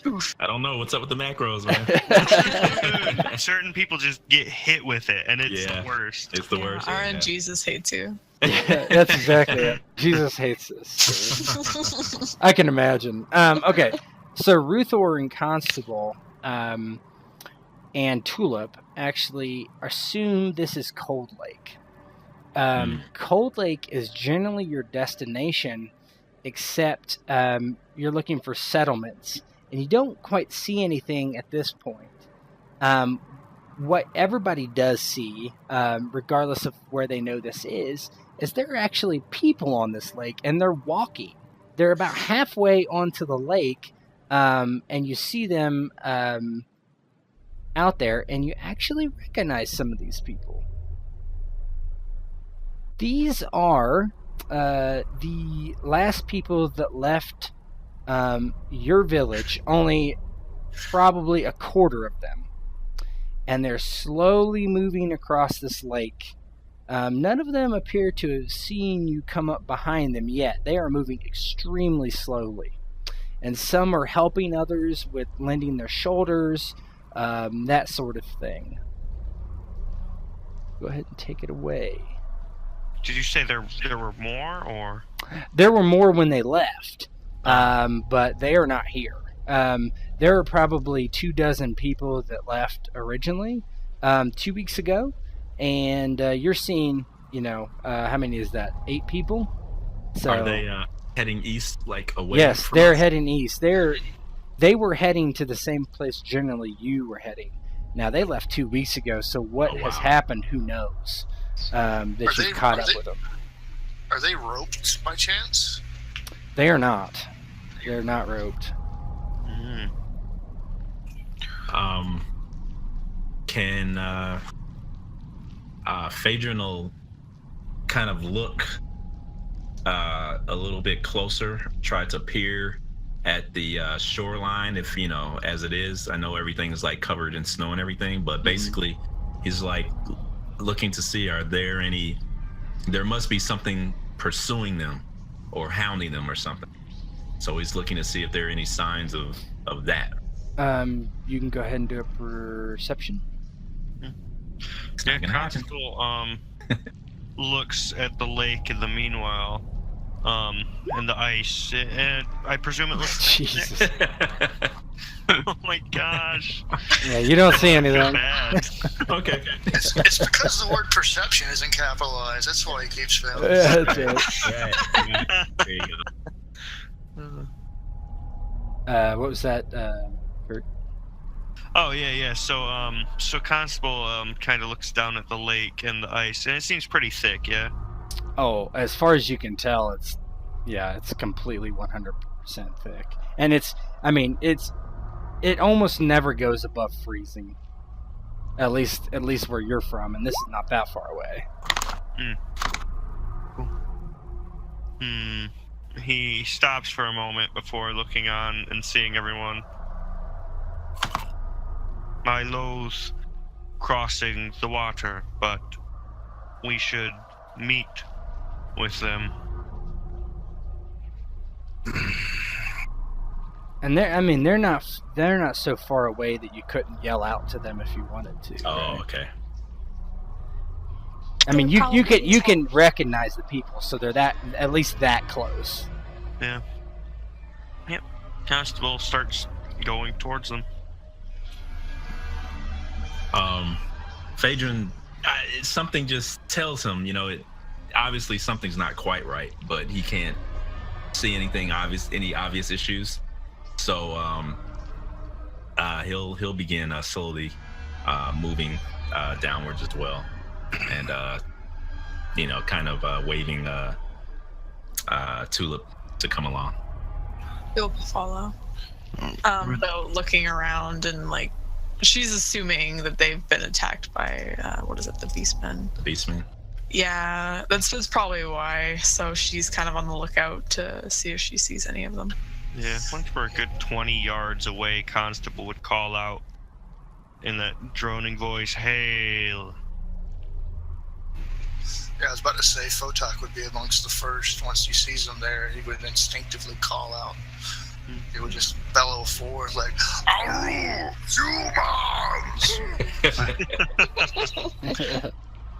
humans!" As you yell out, every single one of them turn over their shoulder and look, and you notice that the old man in the center there, Bale, he is the village elder, and he has been very friendly to the orcs since they've got their constable and Phaedra, everyone really.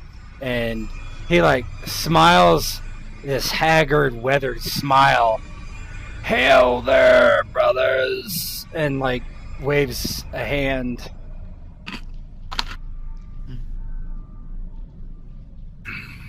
And they all kind of stop and look at in your direction.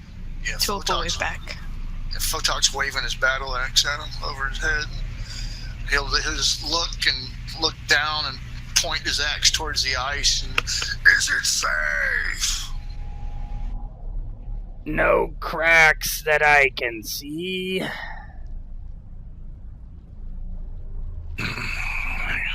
Turn to the others and nod affirmingly and start to walk forward. Ruthor will follow. Okay, we'll follow. Can I make a perception check to see if there is any cracks? Sure, absolutely. Cool. Go ahead. It's not a bad idea. Yeah, I think if it's suitable for Constable as well, Yeah, go ahead. he's very, Oof, very I loath see to nothing. even walk the lake. He doesn't fancy the idea. Uh-oh. Yeah, no, he's a bit too put off. But he Yeah. doesn't fancy the idea of slowly chipping his way out from under the ice. Yeah, Question, how yeah. heavy is Constable?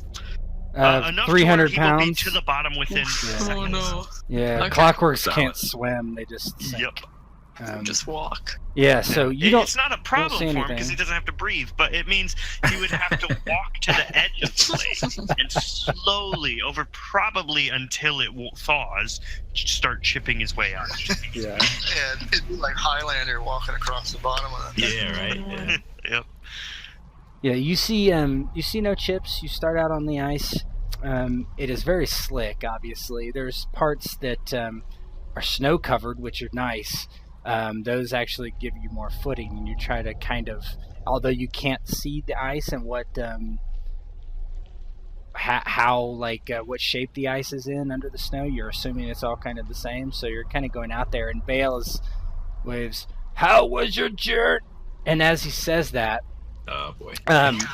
you just hear this crack, just like a terrible crack, and this nothing. You can't describe it anything other than like a series of eels come up, wrap around his leg, up to his waist, and just all of a sudden, in a violent jerk, the ice below him just implodes, and water explodes up as he goes into the water in a violent something just jerks him straight underneath. And almost at the exact same time, something comes up in his place. This thing with massive like tentacles and this mouth/sucker in the middle, and everybody's just screaming and panicking and trying to flee away and slipping on the ice and falling on the ground. Wow. Ruthor see that and start pulling out his bow and getting it ready and everything. Yep. Yes, Philip will take it, bro. Yeah, Fotak. Sorry, go ahead.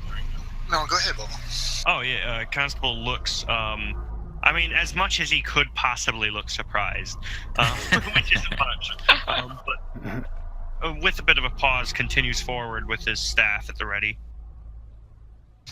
Fotak totally does not like the fact that the old man that was nice to him just got sucked underneath, and he immediately kicks back in the Wayback Machine to where he was a young, maybe 19-year-old orc and used to play in a heavy metal band. And he immediately lets out a ginormous roar and tries to close the distance as fast as possible, and does one of those tremendous power slides across the top of the ice with his axe, swinging out at the creature. All right, let's formalize this a little bit. So we're in combat. Really quick gist of how combat works for those who don't know is you first get basically you go first no matter what, unless you're surprised. So the way this works is you tell me if you're going to do a fast or quick or a long action. A long action lets you do two things. A quick action lets you do one thing. So, for example, a long action is move and attack. A quick action is just an attack or just a move if you would want to do that. You cannot do two moves in one turn, and that's generally the gist of it. If you use your macros for your weapons, they should key off the correct attributes that you should use based on any talent you have. You also have talents that you can see that can do different things. I'll work with you and let you know if I think they might apply to you. And so here we go. You guys can choose whoever goes first. The ranges should be correct. You have a speed. The speed is how much you can move in one action. Does that make sense? Yeah. I think so. Okay. So you guys go ahead and feel free to go in any order you want. Now, I would like to know, the first thing I need to know is if you're going to be doing a quick or a long action. Long.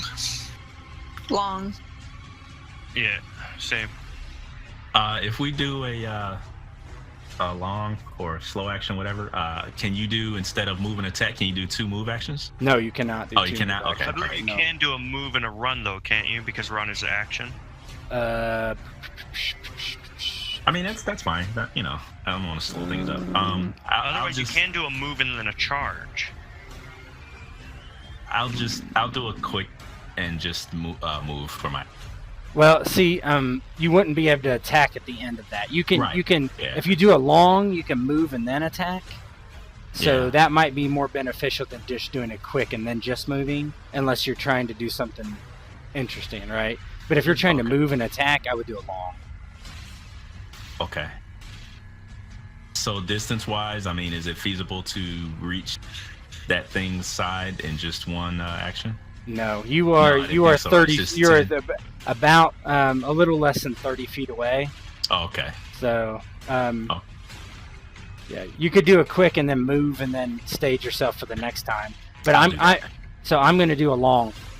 Okay. So All right.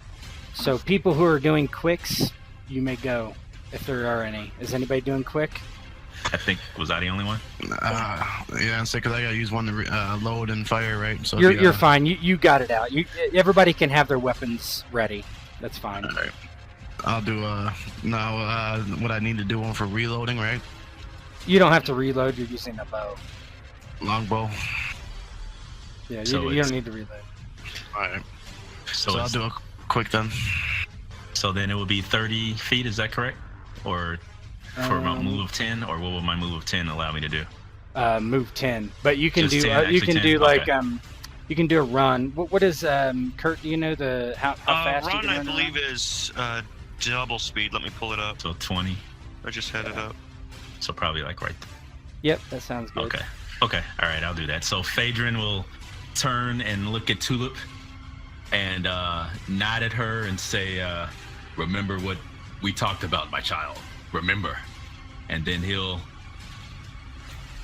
move closer with his Okay. What am I trying to say? His poleaxe thrust out in front of him. Okay. Nice. That's it. Ruthor, you're also doing quick. Is that correct? Yep. Shooting. Yeah. You can put down the child to get rid of your. But actually, if you put down the child, I'll let you do a long action. If you put him down, you can do a long action That's all right. and then That's, get rid of your bane. Yeah, I'll hold on to him for now. That's a bad area to put a baby down. You know, with my intelligence, I'll lose him. Where, things are popping out of and take. Okay. God, what rock did I put him by? So Under. What rock did I put him under? So I think with your combat skills, you would be at a 0. No banes, no booms, right? Yeah, it cancel each other out. Yep. So you're going to shoot this thing? Yeah, let's see.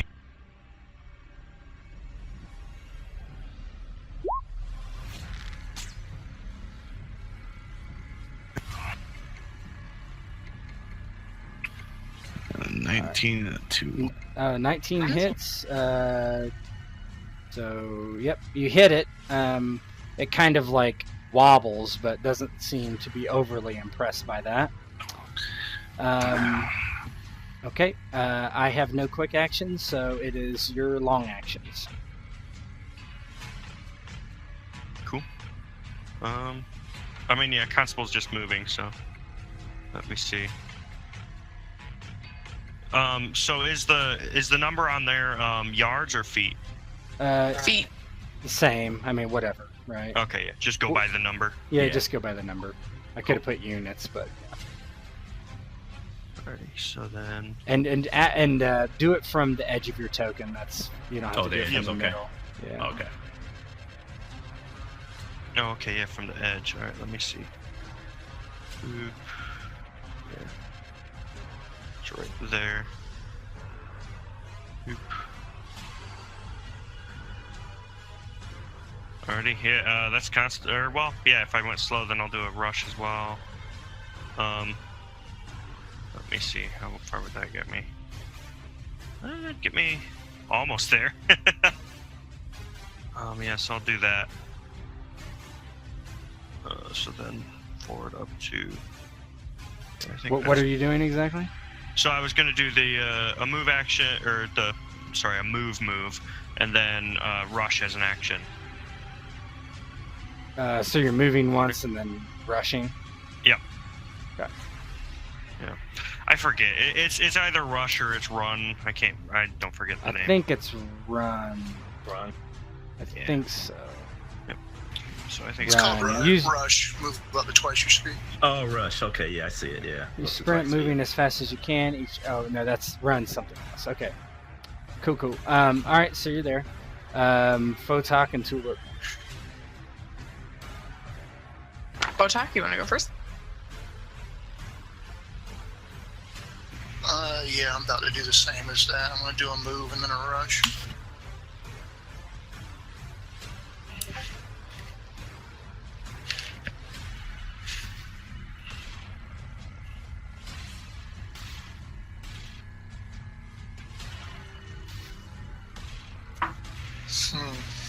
Actually, I'm going to do a move and a prepare. Prepare an attack. So if they come next to you, you hit them. Yeah. That's a good idea. Yeah. About that. From a warrior standpoint, I want to kill this thing for taking the old man, but at the same time, have enough wisdom not just to rush in headlong. How is this thing about the same size as we are? Yeah, roughly, or- they are the same size. Yeah, Oh, roughly. okay. Mhm. Okay.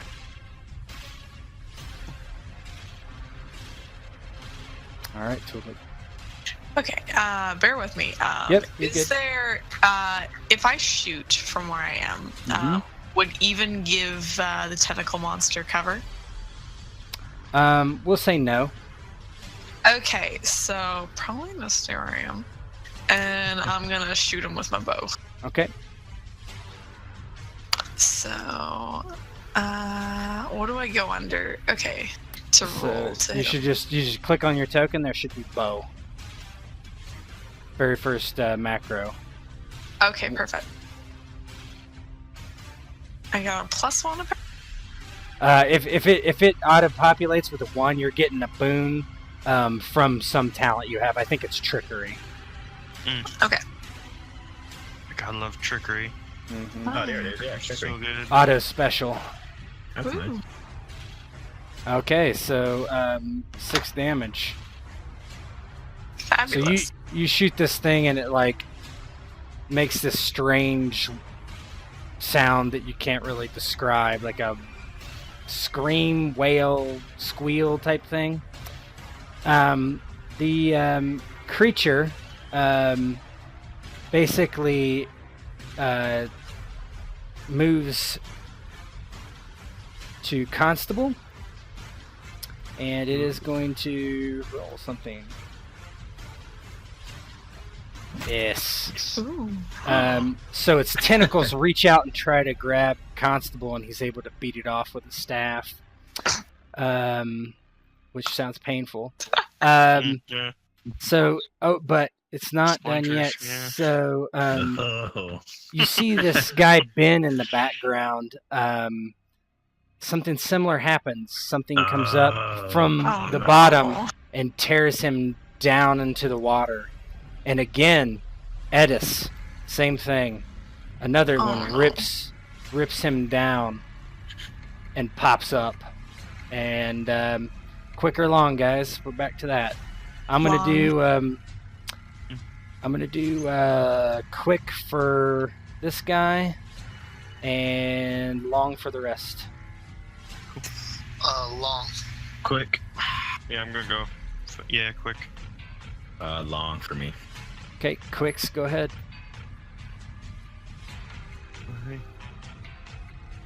Was anyone else going quick, or Yeah, I'm going quick.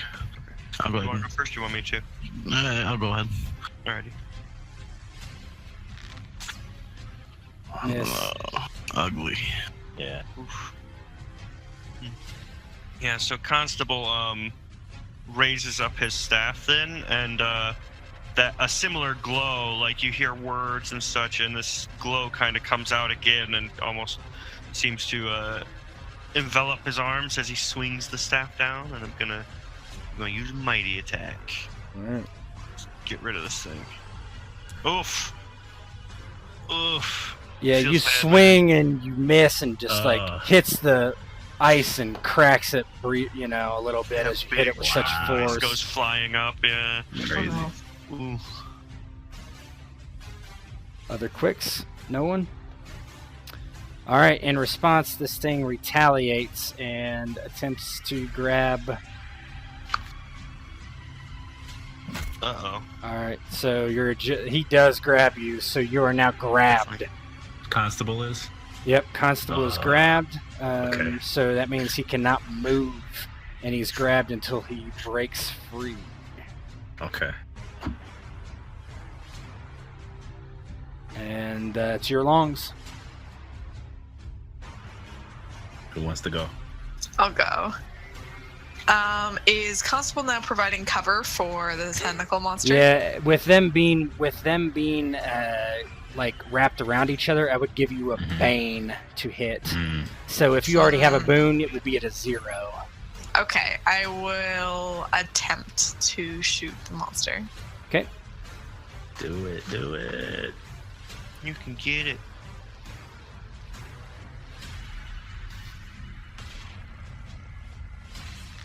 Oh man, nice shot. there you go. Oh, So, wow. so that was, you actually give yourself. Yep. Okay. Good. No, that's right.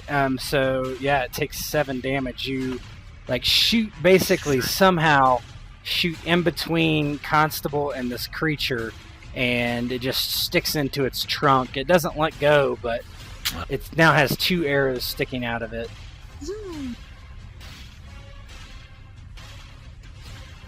To go next. Yeah, you gonna go, Phaedron, or I can? That don't matter. Go ahead. I'll go last. Probably. Yeah, Fotak will adopt his. He'll move and then attack, doing his power slide thing on the creature.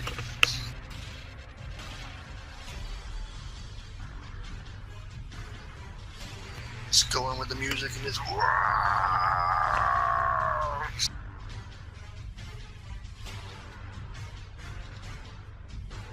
Nice. Oh, Wow. baby. Man. So how do you kill this thing? He just comes sliding across the ice with the axe, like gripped with both hands, with the blade facing out towards the right.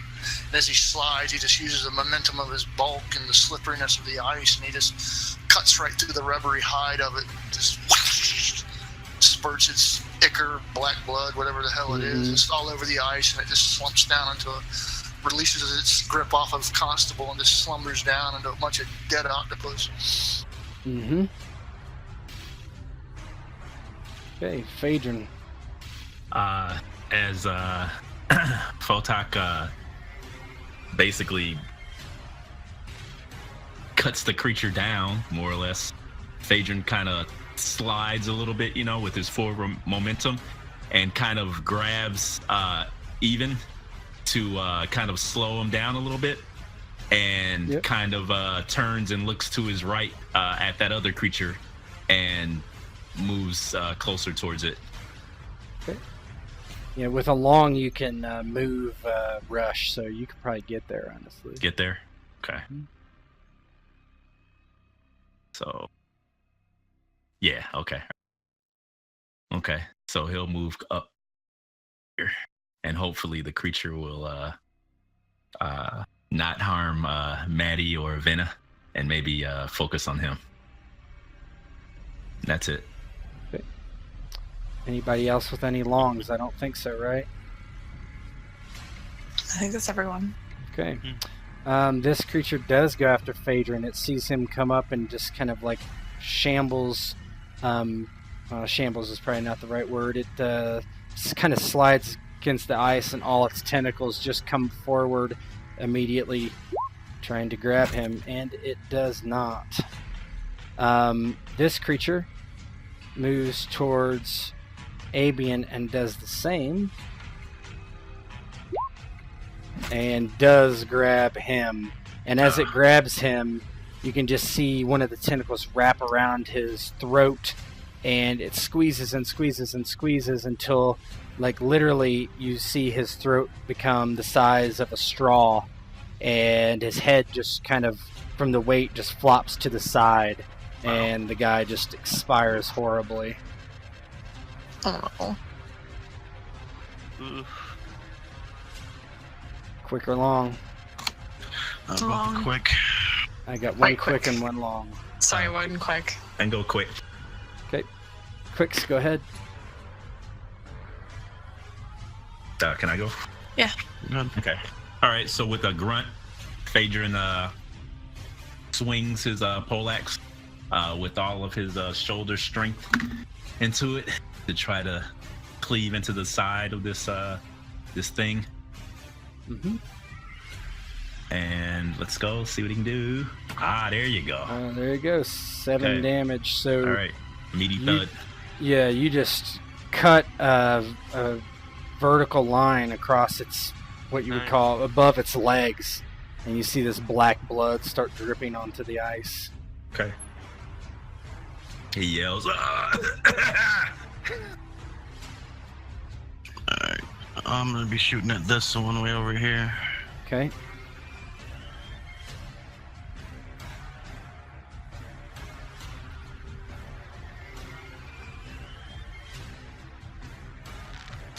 Christ. Whiff. That Arrow bane. misses. Yeah. Any other quicks? Yep. So Tulip will fire at the monster in front of Phaedron. Okay. That will be at a Bane, so you're going to be at a 0. No boons, no Banes. They're engaged. Oh. Yep. Oh, no. It just flies overhead. You're trying to pay too much attention not to hit Phaedron or Maddie, and it just goes high. Okay. Everybody else are long, right? Constable, Fotak, you're both long?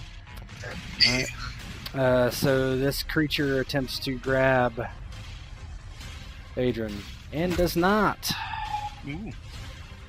Okay. He's able to keep it at bay with his poleaxe. Alright, Nice. your longs. Go ahead if you'd like.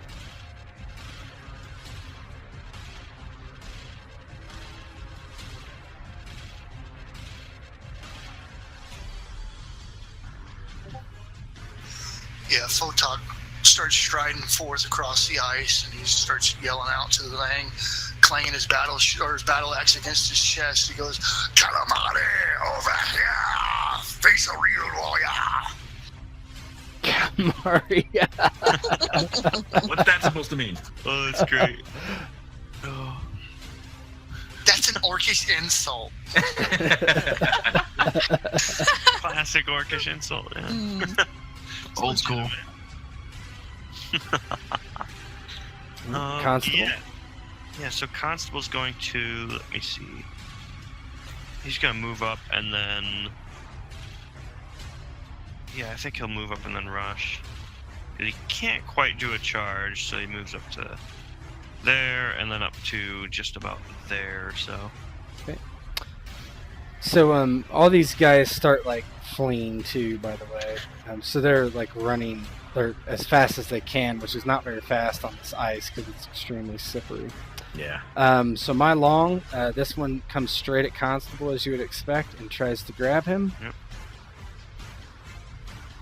Oof. And Constable is grabbed Yeah. once again. No. And also, go ahead and roll me a 1d5, someone. Doesn't matter who. I can do it. Sure. Oof. That might be good. 5. So, and then all of a sudden, the ice breaks and another one Oh. pops up right in front of the shore and Not too good. low. Oh, no. Uh-oh. And it is declare yourselves. I have 2 quicks and 1 long. Quick. I'm going quick, yeah. I'm doing a long. Not so infatuated with the clockwork now, right?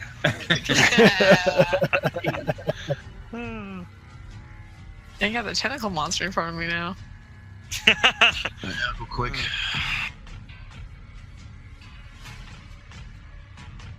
Okay, quicks, go ahead.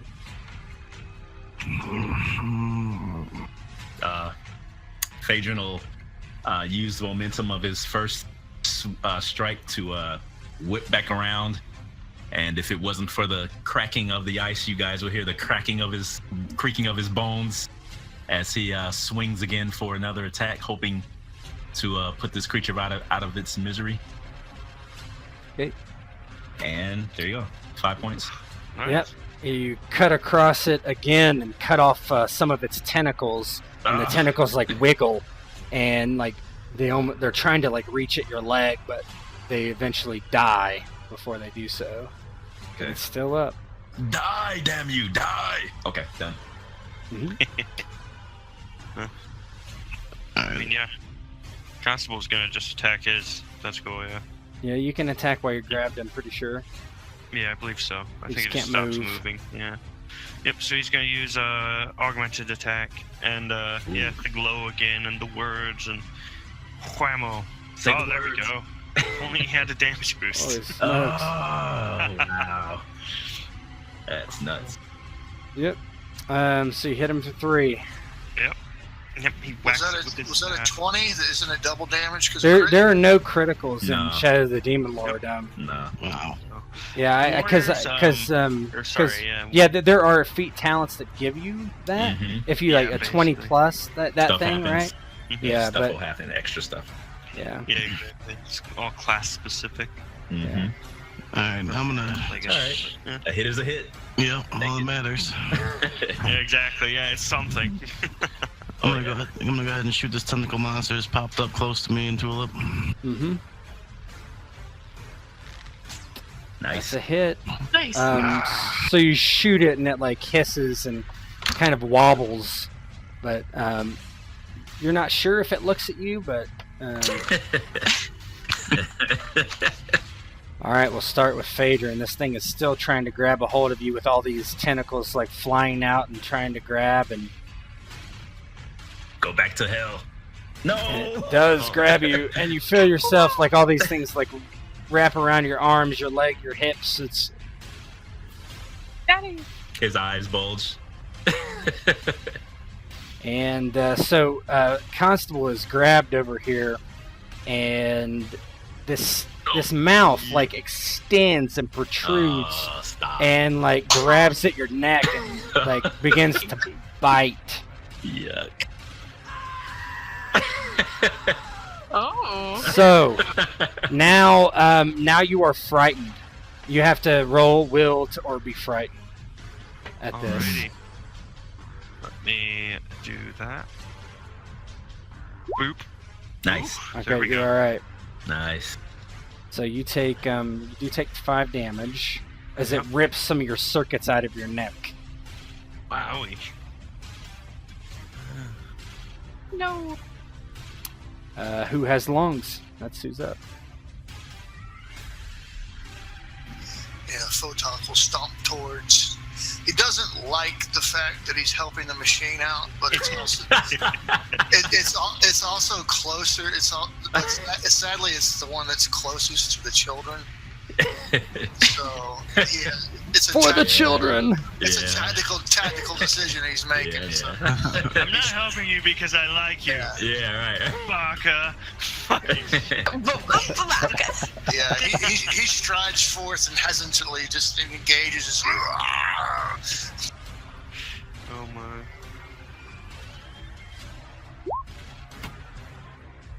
That is a hit, There you go. and you just hack away some of these limbs. I think that's it. You guys don't have any more longs, correct? Oh no, I have to go. Oh, you okay? Go ahead. Yeah, so Tulip is gonna. Okay, I don't know how to do that whole arrow thing. It should be a. Oh.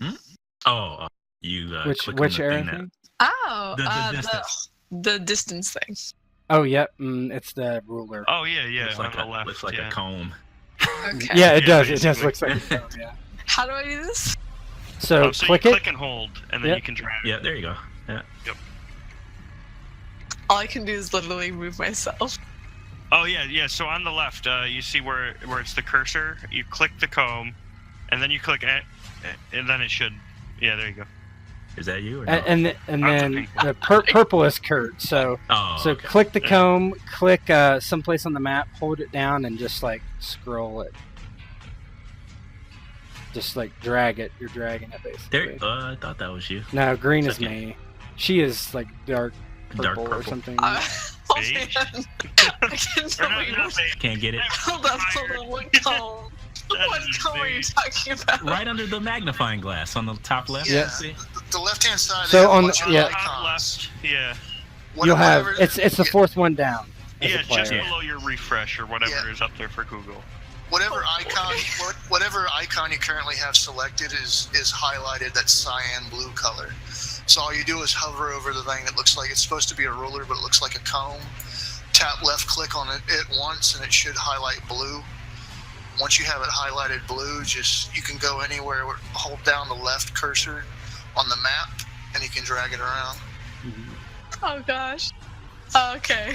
Or if you or just give me an idea of which way you want to move. We don't have to worry about it too much. Okay, You just- I'm gonna go more towards Ruthor, and I'm gonna shoot this thing with my bow. Yes, just Okay, move. so move you're 8, so you myself. can move right about. Let's say if you want to move right there.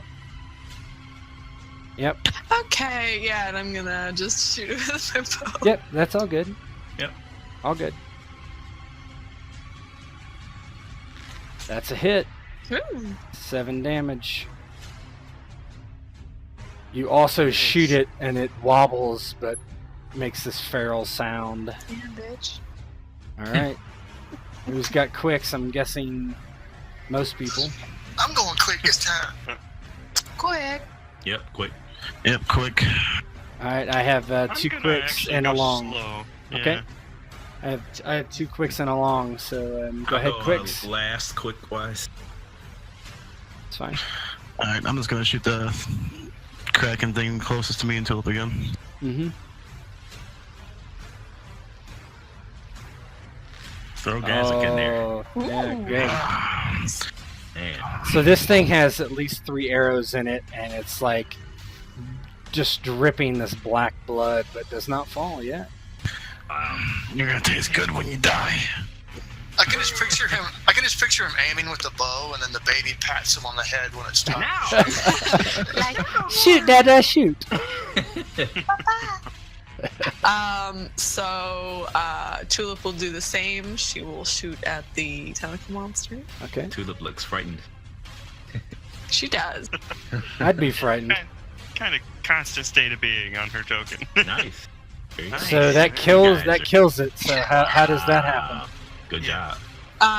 So basically, she shoots an arrow into its, I guess its sucker face hole, and it rips through basically its mouth, and along with it takes a lot of its black flesh, and it crumbles to the ground in kind of a heap. Nice. All right. Good shooting. Yeah, rogues are Should have amazing. give a nod to Ruthor. When Otto had his pistol, it was good. The good old days. And then we all died. Anyway, don't make me cry. All right, quicks from you guys. Who else is quick? Fotak and Phaedron, I believe, both quick. Go ahead, Fotak. Okay, Fotak will do an attack and hopefully kill it. There is no hope. Just do. That is a miss. Both And is then sweet. there is doo-doo. Yeah, you can't get through. You chop off a tentacle, but it doesn't seem to do anything really. I can't seem to hit the damn thing. Oh wait, Yeah. no wonder. Oh I'm playing the wrong character. Yeah, no! Oh no! yeah. If you're a wrecker, you definitely would be balloon swording. You gotta don't do that. What, All right, Phaedron. What options do I have? Can I try to break free, or what? You can. you can try to break free. It's escape. Escape, I believe, is a. I want to say it's a strength or Agility. I want to say that's correct. Okay. Escape. Yeah, escape is make a strength or agility attack roll against its strength. Okay, so it'll have to be strength. Because I can't attack. I'm bound. You grabbed. can still attack. Yes. Really? Yeah, Will there's I- no grabbed. The Boom. only thing grabbed does is you cannot move. So I'm not like grappled. I'm just kind of held. Okay. Yeah. Well, I'd rather attack then, because You're Okay. spooned. yeah, It just wants a kiss. then I wouldn't be attacking then. He's just stroking you. All right. So Phaedron, he's kind of freaking out, seeing these weird things, and he can like hear the creature like chittering and like burbling at him, and he just kind of wrenches his poleaxe around and just like kind of awkwardly slashes at or chops at the creature's face with it. How's Okay. Yeah. that? Oh. That is a failure. Oh, okay, almost. That would have been good. Rip. Yeah. Good hit. Okay. Yeah. Oh, you did a boon too. So next time use your strength roll instead of your attack. Oh, you're attacking. Yeah, I you said. attacked. Yeah, Yep. I did. I figured I'd take a chance. Yeah. You're good. Okay. Well, okay. did that? Yeah, that missed. Yep. Mhm. Okay. All right. So you missed. Okay. So that was your quicks, Fast. correct? Yeah. Mm-hmm. All right. So this one against Phaedron. Oh. Papa! Damage 1, but you need to roll will or be frightened. Okay, so Will you It's a succeed? bit more horrific when it's like mortal flesh being rendered. yeah. Mhm. So damage 1. It's Mortal Kombat. Okay. All right, and then I have to make a what? So you're Will? gonna will. Will? Okay. All right. Okay. Just imagine your Did I do it? Yep, that does it. Okay. Cool. Okay. So even though it like bites off a piece of your flesh, it was such a small wound that it doesn't That's frighten gross. Okay. all I can picture is that weird, estranged Aunt Gertie with the mole on her face, just reaching in, trying to repeatedly kiss you over. you. Yeah, but when it like grabs when it grabs your like real flesh, Uh-huh. it like sticks to you and it like is like sucking almost, not like ripping, but like Okay. it's like a funnel almost. Gross. Um, All right. And against Constable, it does the same thing. Oof. Miss. Yeah. Okay. Quicker long. I think it's me now. Yeah, it's long. Yeah. Oh, yep, you're right. You are long. Yep. So what I'm gonna do is I'm gonna hit it.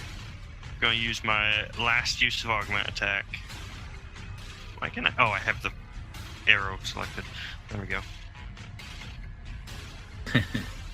Boom! There That's we more go. like it. Definitely a hit. Woo. So you just crack it on top of its, not head, but the top of it. Smash it down and it like hunkers down, but not dead yet. Wow. Yeah. Things are tough. Rubbery. Rubbery, Rubber yes. boy. All right. Now I think we're at quicker long. Quick. Move it along again. Quick. Go quick. I figure it's better if I go long, just in case someone gets hit really hard. I can pop my heel. You got to get to him though. Oh, it's short range. You are or whatever. grabbed. Touch. You have to Oh, yeah, you have that's to right. touch him. That's right. So I got 2 quicks. Go ahead, quicks. I'll do Fotak because that might help them out with Phaedron. Fotak's best. I can kind of foresee like the whole reason he missed Constable is because Fotak's like getting wrapped up in it too, trying to swing and attack.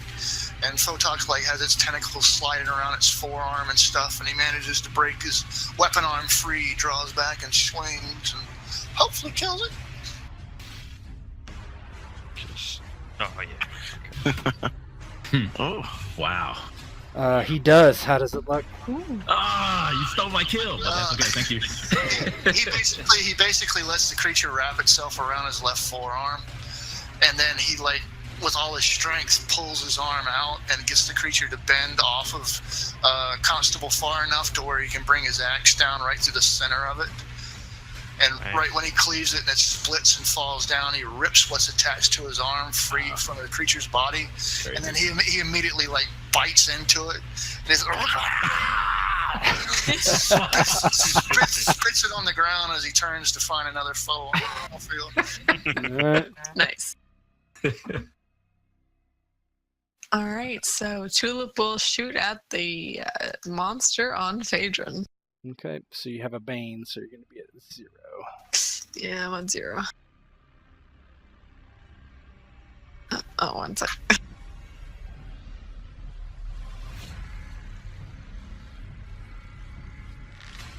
That is a miss. Oh, Shooting high again, trying not to hit Dad. sorry, Daddy. all right. Am I the last fast, or is anybody? It's No, up to you. You guys got 2 quicks, so yeah. However, what order you want to go in? I'll go ahead and take a shot and try to help Phaedron out. I don't think I'm gonna hit it though. with You that. have Come 2 on, come on. Banes. You have 2 Banes, so you're going to be at a -1. Nah, you got it. No problem. Got this. Miss. What are you all doing? Bane wasn't even that bad. Rolling No. I was with gonna me. say, yeah. Yeah. Okay.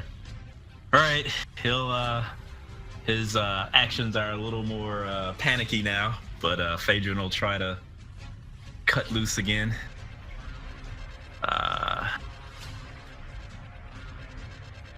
There you go. But that probably doesn't do it, though, does it? It does not kill it. Hits it. Ah, Cuts man. off a few more tentacles. Dad. Is this the leader or what?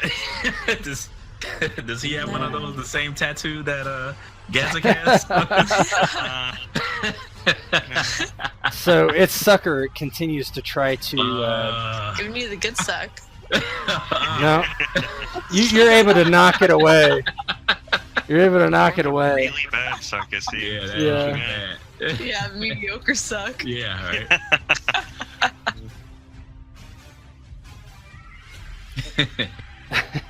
All right, quick or long?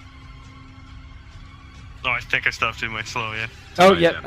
I keep. I'm sorry. Yep. Oh, Constable's no up. Go ahead. Yep. It's hard. It's hard in this game because there's no like initiative tracker, so it's difficult. Yeah. It's all good. I was gonna say the other thing you could do is have players put dots on their thing, Yep, like blue for could. long. Oh, Yep. yeah, there you go. Yeah. Yeah, that's probably not a bad deal. We do that for Tor. It works. Anyway, go ahead. Nice. Yeah, so I'm gonna. How hurt is Phaedron looking? Not very. Okay, yeah. So what I'm gonna do is I'm gonna move up and then I'm gonna attack. Going around. Friend Fotak. I don't have no more augmented attacks, so this is just a normal stat. You should have a attack. mighty, right? I used it on the first one. Yeah. Missed. Oh, okay. Oh my! But that I don't hits. need Nice. to- And that- yeah. Wow. Nice hit. Yes. Wow. I did that ki- better without it. Yeah. Using strength. Okay, so you kill it. How does that look? Yeah, so he comes up, and with that weird jauntingness, kind of pulls back and then lurches forward with the staff and kind of sends it down its gullet and kind of down against the ice, pinning it and kind of mashing it around in there for a moment before it stops moving.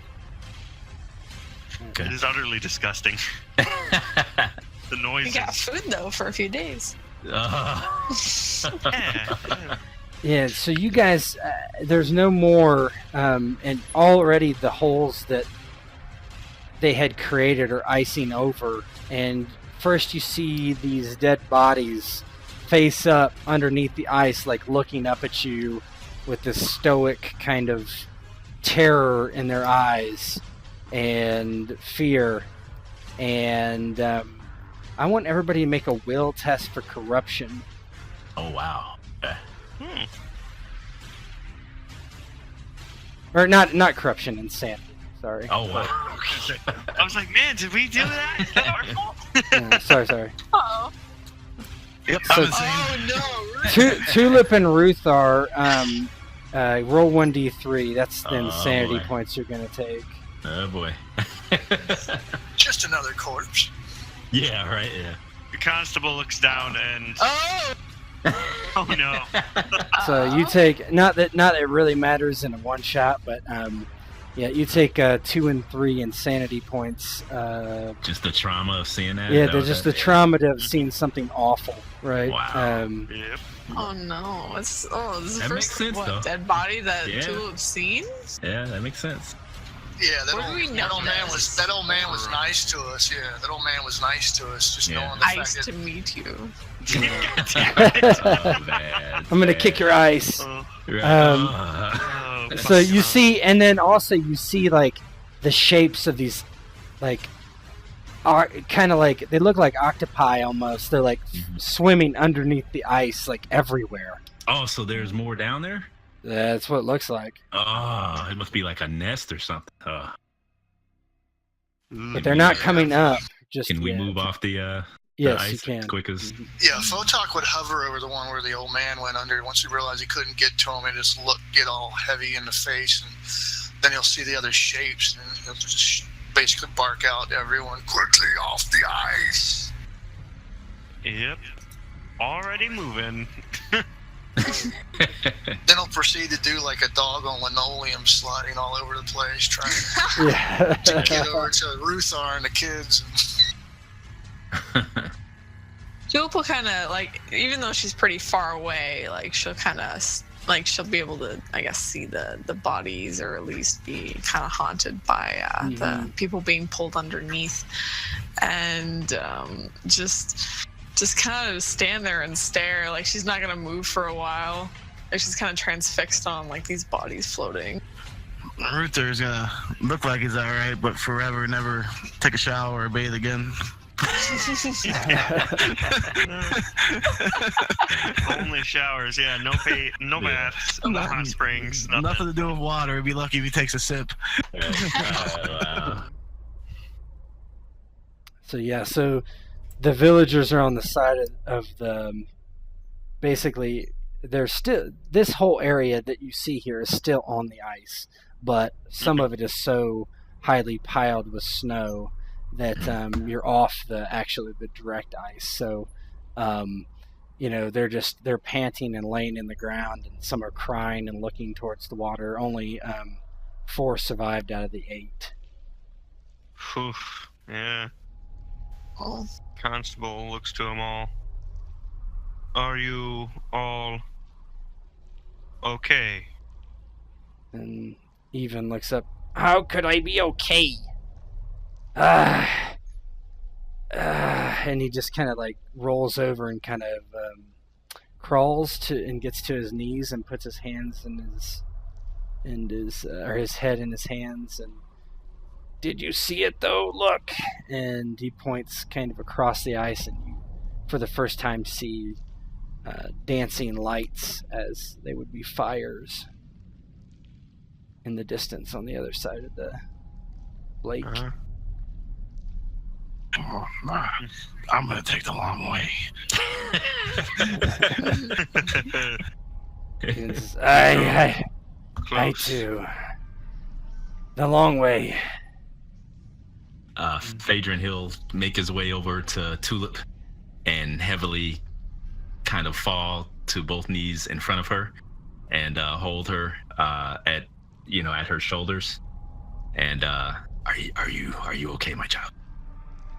Tulip will kind of look at Phaedron with kind of a distant look, like kind of almost looking past him for a bit. And then finally, it looks like she kind of comes to a realization and kind of looks at him, a bit surprised.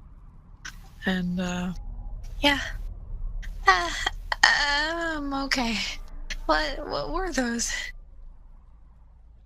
Phaedron slowly shakes his head and kind of sad, kind of despondent, kind of look comes over his face, and he brings his forehead to Tulip's forehead, and he says, "Now you know why I never speak of my past and the things I've seen.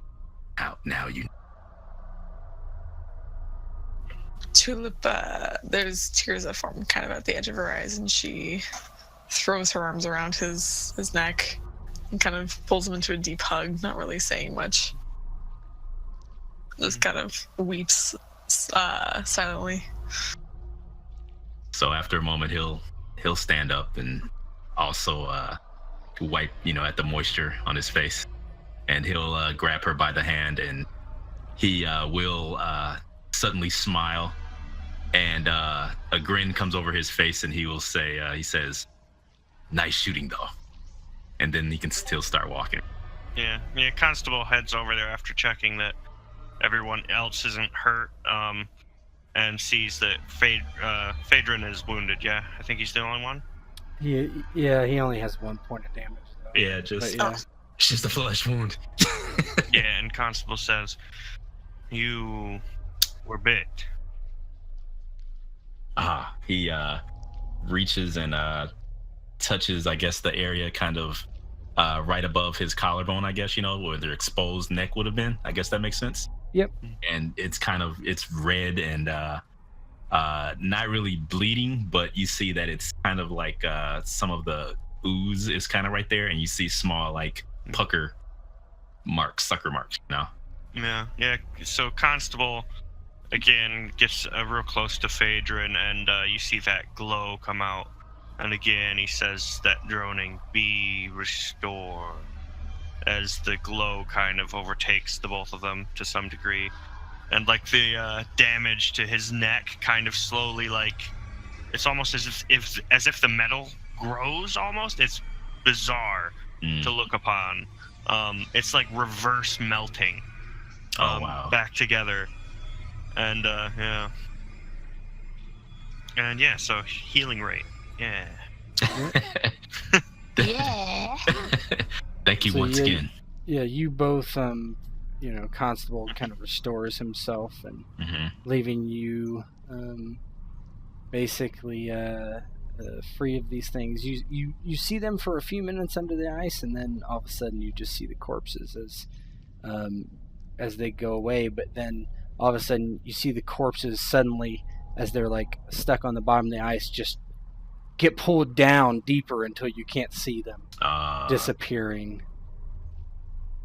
Yeah, Fotak will be fumbling with the remains with stuff wrapped around his arm, and he will actually sniff it and see if it is edible.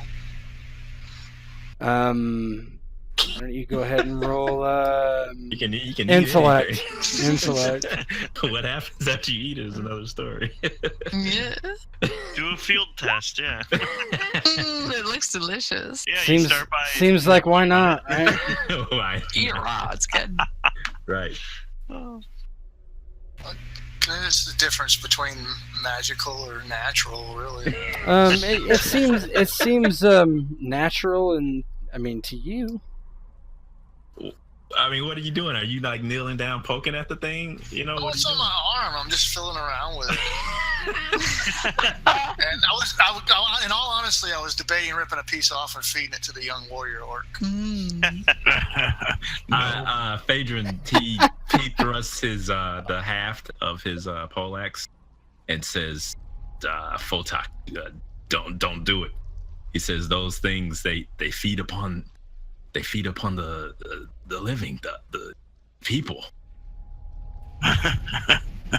He'll look at you and frown. Just reach is reach. Tulip will be very uncomfortable with that. I'll push Tulip behind me. Don't watch this. She'll bury her face just in your back. No. We'll taste it and see if we can eat it. We have no time for this. I got a long time because I'm not crossing this lake. Constable mumbles as they walk along.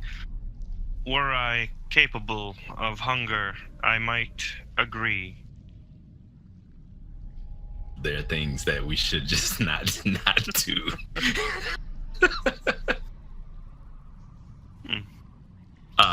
Are the rest of the villagers, are they waiting on us, or have they continued? Yeah, they're waiting on you. They're Okay, completely okay. like flabbergasted. But as you guys are kind of talking, sorry about that. You see a person start to come in your direction from the ahead, from the east, and he walks along the edge, and he has this eye patch, and beware the ice.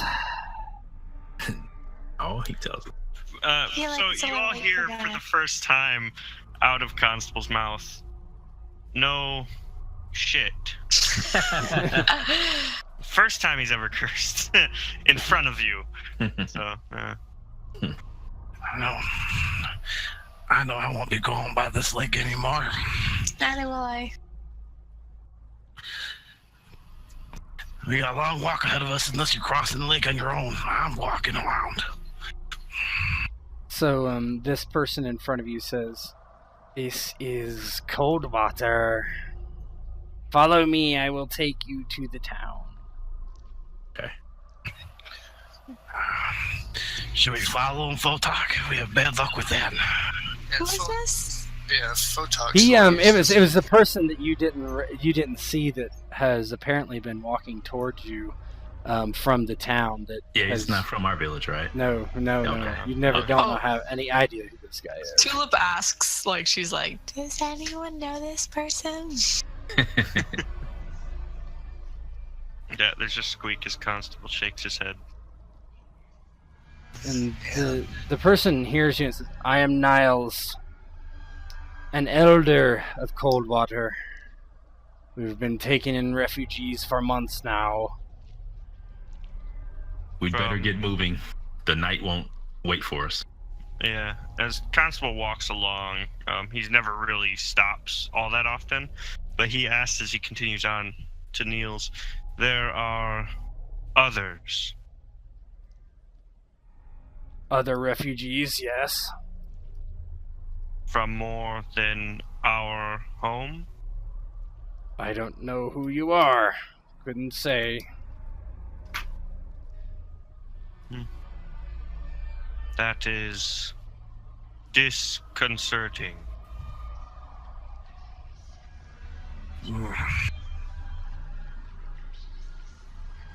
Well, I, for one, been looking forward to being warm for once.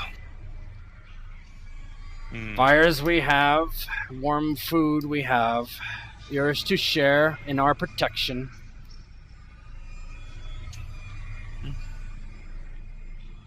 Yep, Constable seems comfortable to carry on. And the villagers are like, oh yes, yes, warmth, and they're getting up and, preparing to follow. What do the rest of you do? Yep. As is going, I'm going to ask Niles. So, where'd you get all your food from with all this cold?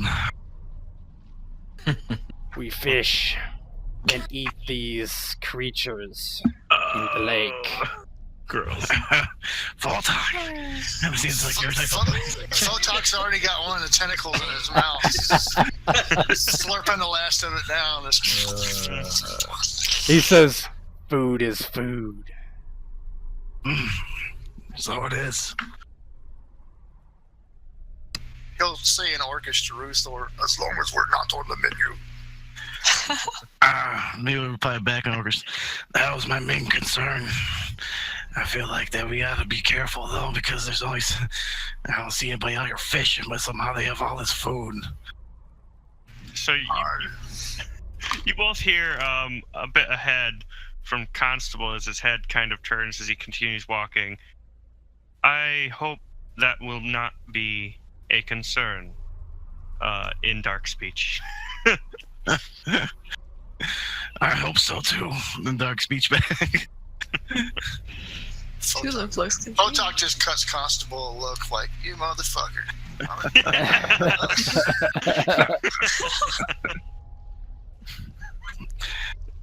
But he will when Ruthor, once we get the seriousness on it, he goes, as with always, with new humans, be on guard. And for God's sake, maggot, sack up. Show a proper example for your son. Because you've been bitching the whole time. I'm not going across that lake. I ain't going across no water. I don't wanna. I will not touch that water or any water ever again. These damn things. You see those things down there? I'll eat you at any point. And Niles doesn't respond to you directly, but he's like, come, we can talk in the village. Staying out here at nightfall is deadly. And the sun is starting to fall. We have an hour walk back to the village. Definitely. Fotak's first priority would be looking for other villagers that we knew that left. So, as you don't see any from here, obviously, but as you get closer, you're greeted by this. The village is not so much what you would consider a normal village, as in permanent structures and things made of wood and that sort of thing. They're basically these large tents on this rocky side of the lake. It's definitely, you can tell you're on ground and you're not on the lake. But there are these very large tents, mostly held up with trees and other kind of not flimsy per se, but not typical building materials. As you come in, there's various villagers walking back and forth, most cooking outside on small fires, and it looks actually fairly normal as that goes. Your villagers, they bring them in, they're with you. Fotak actually does see a couple villagers that he is familiar with, and they just they look and wave, and this girl here, the far left, runs up to, "Oh, you made it! You made it! Is that the last of you? Where is everybody else?" Because, between the villagers that you found on the lake and you, there are probably 4 times as many. Wow. Who I wants to fear break it to her? I fear the journey was perilous for most. What was the old man's name on the ice? Bale. Bale. Bale. Even Elder Bale has come. Tell me, girl, have you been treated fairly here? Oh, yes, very fairly. They give us food and shelter. Who did you come with? Are they still here? Some did not make it, as you said. It was perilous. But there are others, yes. And she names off about a half dozen that she came with, and she continues to talk. And probably before you and the most recent villagers, there are probably almost 20 of you here. Hell of a party. Yeah. Good hit. Probably in the village as a whole was probably a little over 100 people. Yeah. So 20% made it. Oof.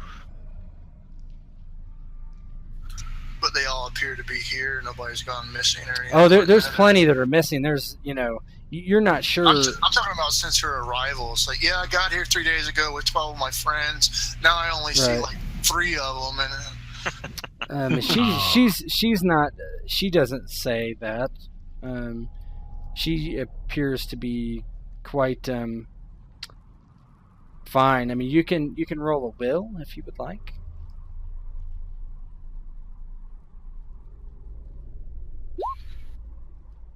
Oof.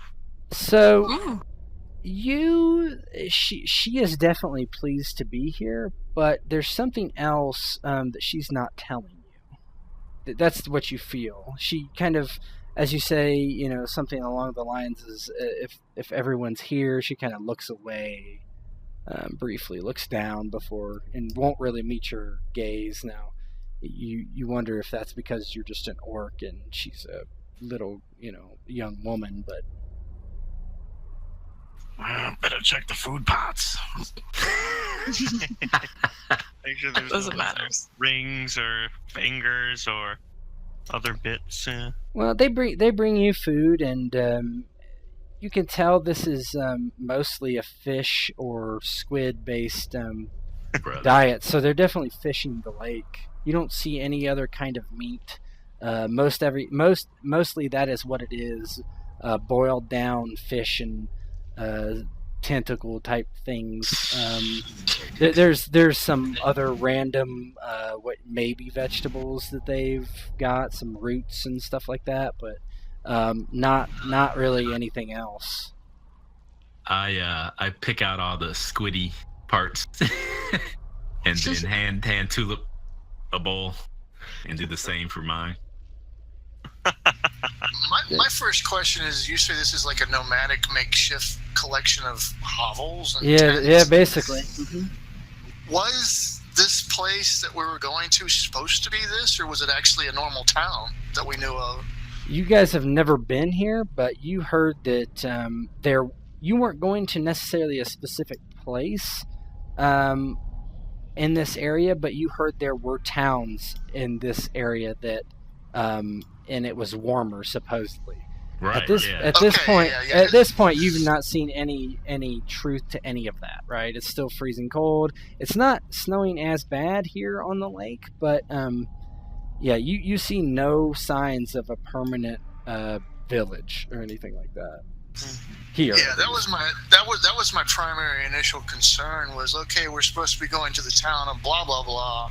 It's like, dude, this ain't a town. This is like a fucking swap meet set up outside of a town. I'm like, Yeah, you never had a general gist that it should be. Well, you assumed, right? Everybody would assume, hey, there are towns over there. You don't know. You heard some names of some town, No one really knew much about this area, but this is the first settlement of any kind you've come across. Yeah, because Fotak, well, being the diplomat that he is, he'll just look, he'll just bluntly ask, "Is this is all there is?" Looking around at the tents and stuff, he says, "You have no housing, no proper shelter." And Niles looks to Fotak as he's getting someone to bring you food. "Not yet. Most of us are refugees from other places from the west, fleeing the snows. There is one town," and he kind of points to the south along the coast, and taken by the squids, no doubt. No people there. Most of the buildings are destroyed, burnt. Not sure what happened. But here we are safe. We can move if we need to. We know how these squids work. Just don't go on the ice." No problem there. Tell me more. What centuries do you have? Have the beastmen been here? Beastmen? He seems surprised by that question. "No beastmen here." I suggest doubling the guard, keeping your eyes out. Most of us have come here because of encroaching creatures. And he doesn't seem surprised by that. I will double the guard, as you say. And he strokes his beard. "Come, I will show you to your... what's the word? Your lodgings. I have a tent."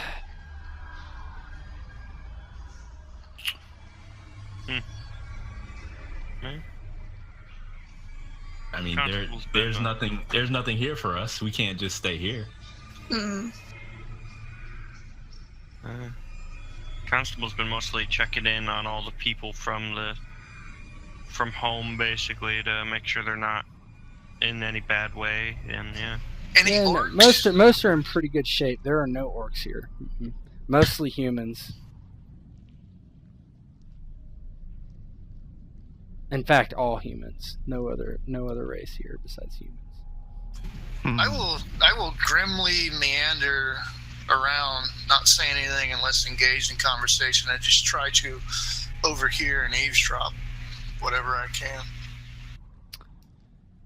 As you walk around, you get some strange looks, being the only orc in camp that you can tell, and you don't hear anything that is suspicious. You hear them talk about the squids in the most recent attack. They call them squidmen, and you hear you do hear some bad stories, talking about people dying on the way here, and being killed mostly by cold and hunger and that sort of thing. And you don't hear anything really that would tip you off to anything malevolent that's happening. Or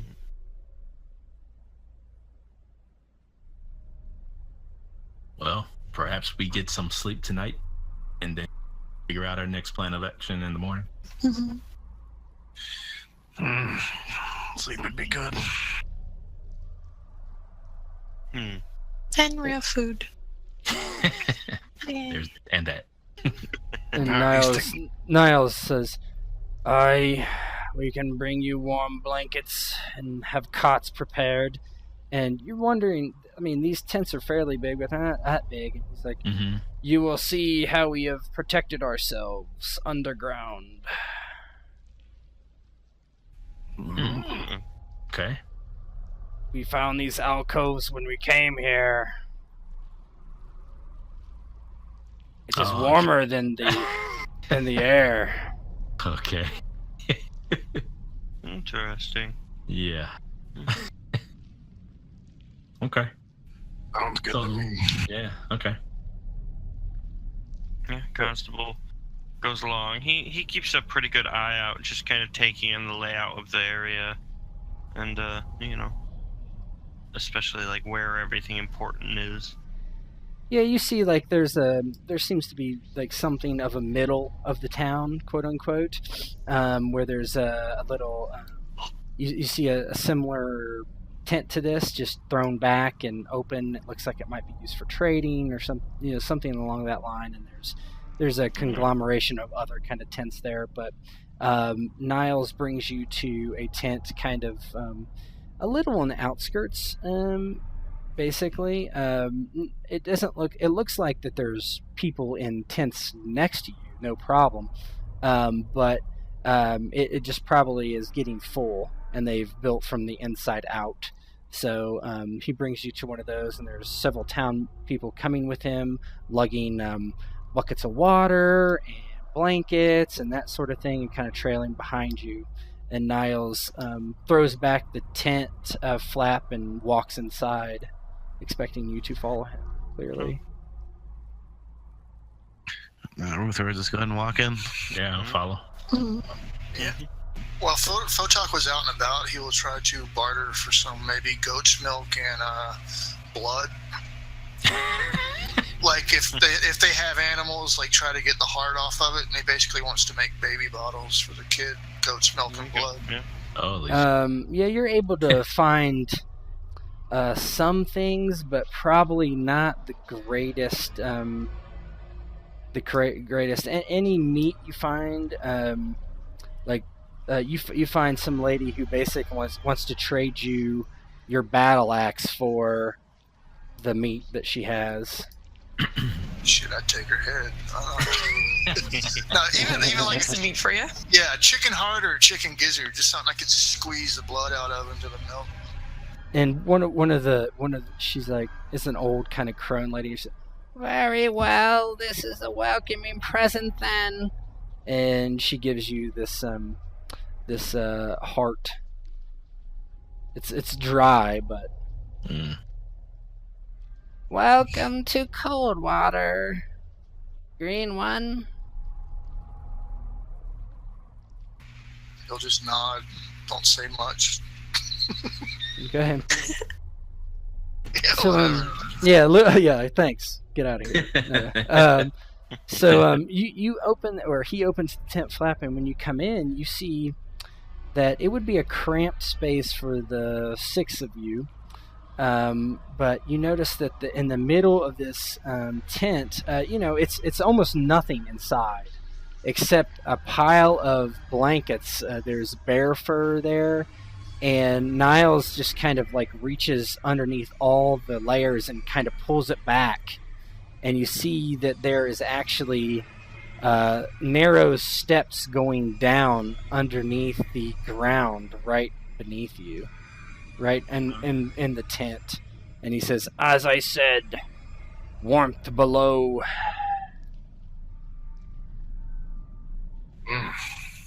And he walks down. Did anything rattle, like the sounds of chains or anything? Hey, Mel. It's that conversation. Go ahead and roll perception.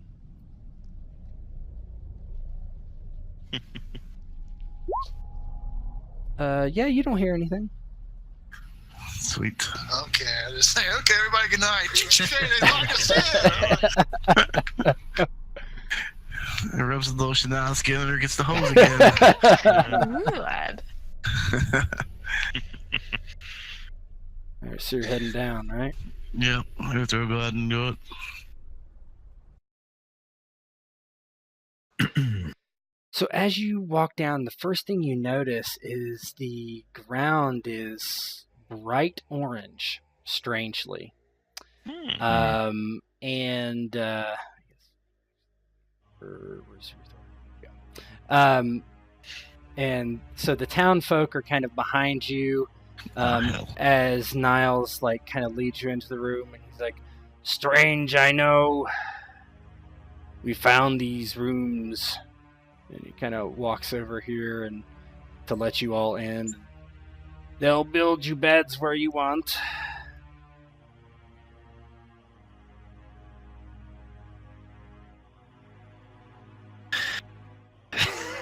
I look around at everyone, and Does it look like there has been? I mean, is this like a common room, or is this just an area that's just for us? It looks like, how large is it? Well, I mean, it's fairly large. Pretty big, yeah. It's pretty big. You can't Okay. even. It's so dark you can't see into the back. There's a Okay. torch next to the entryway, but it looks like it's just for you.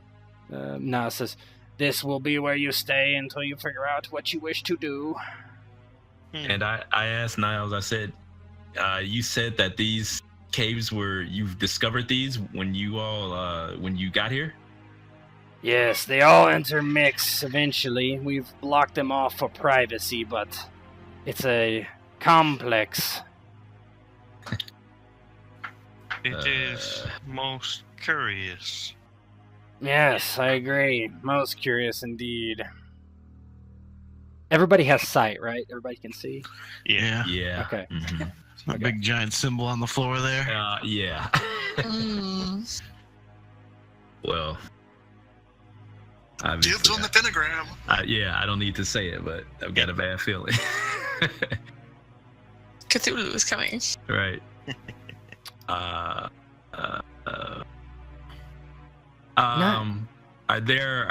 So those townsfolk are just kind of accompanying us? Yeah, they're just lugging down stuff. Like they're just behind you, but they're lugging down blankets, and there's about 6 of them, probably. Blankets, water, etc. I'll turn to just one of the townsfolk. Doesn't matter who. One of the men, I guess, and I'll ask him. I'll say, has there been any problems, or has anyone been hurt or attacked down here in these caves since you've been here? Oh, problem, sir? No. These are warm, and you do feel that it's a lot warmer down here than above, right? Mhm, And mhm. you're like, oh, there's good ventilation down here too, sir. You can start a small fire. I wouldn't suggest a large fire, but that we'll bring down kindling and get somewhere it's set up for you. All right, Phaedron shakes his head and he moves closer to Tulip because he doesn't think it's a good idea. But what choice do we have right now? So Niles, kind of as you're just like kind of looking around, he walks kind of away a bit and he says, "One thing though, you see, there was something here before we got here, and we brokered a deal." Oh, a deal. Oh, And he rubs his beard and he says, "Yes, we all must do our part, unfortunately." And walking kind of out of the shadows in the back, you see this vaguely human, but with a lacquered mask, with blood around the eyes. Mhm. The vision is very tall and thin. One hand is normal. One hand is clearly chopped off at the forearm or wrist, making almost a hook. And it comes out and it says, "Welcome to Coldwater." He kind of steps away. To Phaedron. Yeah, Constable tilts his head, making that creak. What are you? "I am called the Ivory Lady by some. Come, I wish to meet the newest inhabitants of Coldwater."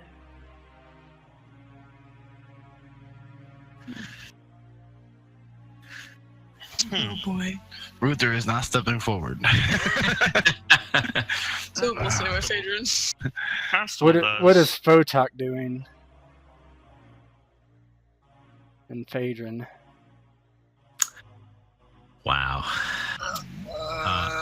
Go ahead. Yeah, Fotak does not like this one bit. He's gripping his battle axe and not looking pleased whatsoever. And Niles seems to, "Oh, don't do that. That's a bad idea, Orc."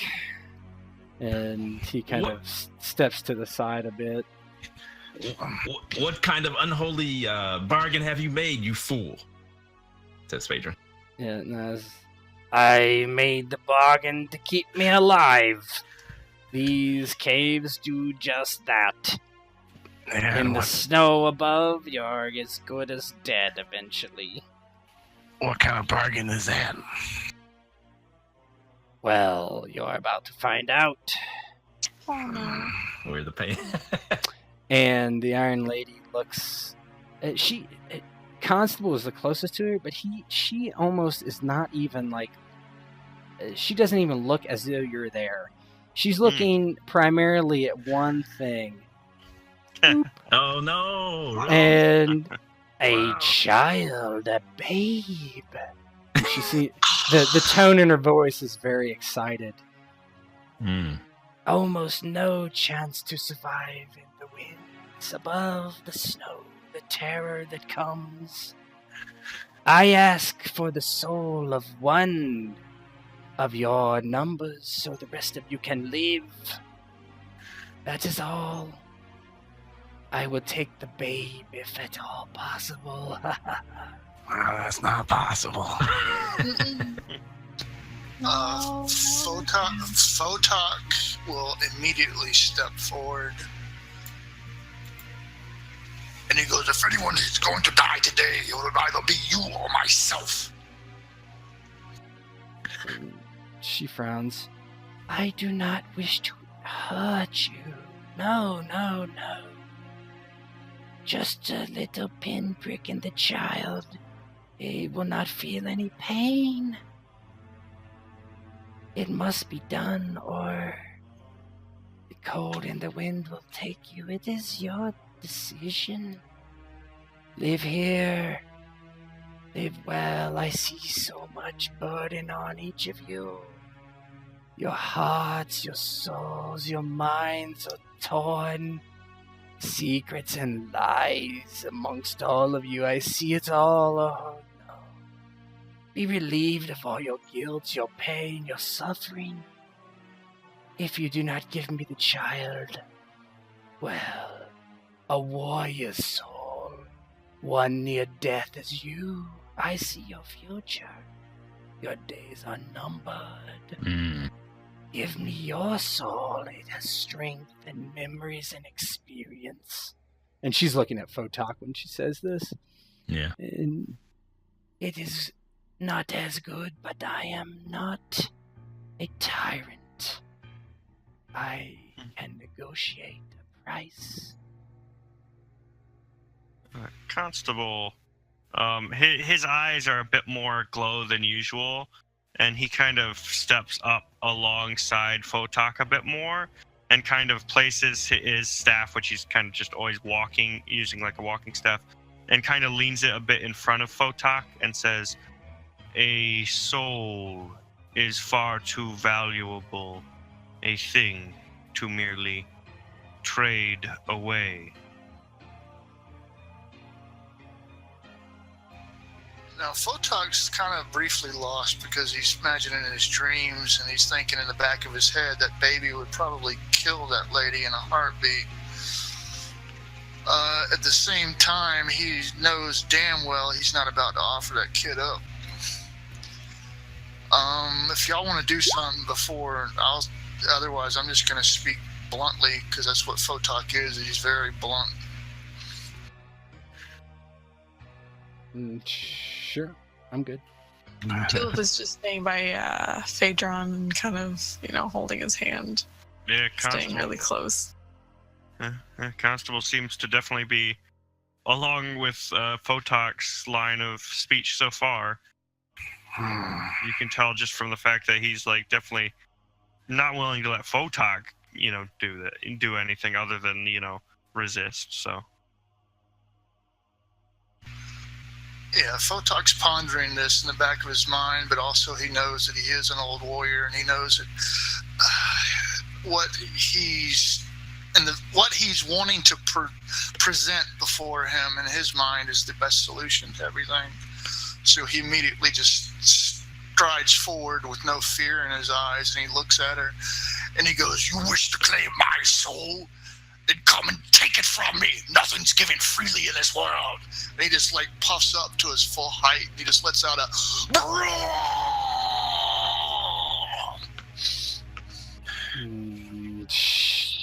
This creature looks at you. There's no need for violence. Violence is your past. I'm an orc. If you're gonna take my soul, you have to claim it in battle. So I'm not going to talk. Okay.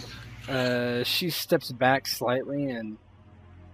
If you resist, then I will take all your souls. Is that a gamble you wish to take, orc? And if he doesn't say anything, that's fine, but that's her response. The girl, that halfling there. And she like waves her finger. The one where her father killed her parents. That girl. And then looks at basically back there to you, and that kind of, it's kind of a strange thing to say, but not that strange. And I don't know if when Mark heard that, because he said he stepped Yeah, I away. think you might wait for a second. Yeah, I'll wait until. Okay. Yeah, we can take a 5-minute break or whatever. Mm-hmm. Oh no!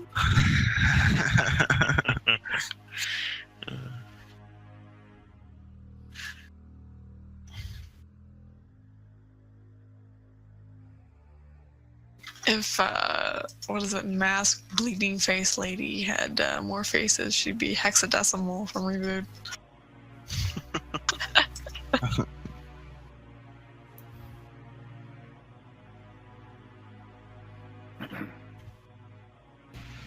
Yeah, because this whole situation to me feels like a take the child and fucking run scenario right now. Just throw the baby, that's all we need. Okay, so Phaedron, the Iron Lady, Fotak says that if she wants to take his soul, then she needs to fight. And the Iron Lady says, if that is your desire, then I will take all your souls if you resist. Ease your pain. And then immediately she looks at Phaedron and Tulip and she says, like the pain of the girl there, the halfling, that this one killed her parents in cold blood and stole her as his own. What? You lie. Tulip will let go of Phaedron's hand and back away. Never. And kind of with a terrified look in her eye, but also slightly, in a way, knowing, like she just realized something. Yes. What does she mean by this? And she'll take out her bow, not really aiming at she's not really aiming at anyone, but she's definitely facing Phaedron. Wow. He looks extremely hurt, and he kind of takes a faltering, kind of uneasy step back, and he holds his arms at his sides, with his hands up, kind of reaching towards Tulip, and he says, "You can't believe this. Surely you know those are lies. I would never." Phaedron, why don't you roll intellect versus will. Tulip, you roll will. Phaedron, you roll intellect. Okay. Okay, intellect. Okay. There you go. So although it's very offsetting what has said, you tend to trust your father, even though something's clearly wrong. He's been hiding something from you. Okay. So she'll turn her shoulders and her body, like more of her torso, more towards the Ivory lady. Not quite drawing her bow, like drawing an arrow, but definitely with a weapon out. Oh, well, Ruthor seeing all that's going down, he's definitely realizing what Fotak's putting down. It's gonna be time to go for it. He's thinking to himself, so he's planning on how he's gonna slash his way through the tunnel folk that seem to be blocking the path. Yeah, and as you kind of like turn around, because all your attention's been drawn forward, they're no longer holding towels, they're holding knives. What? And the Ivory lady says, Trail. finally, she's like, "This is your last chance. You can live here in harmony, peace, warmth. Or you can attack me, or you can go. I force no one to stay." I think going might be the best answer, Fotak. Constable looks Take to the him. child and leave. I'm blocked.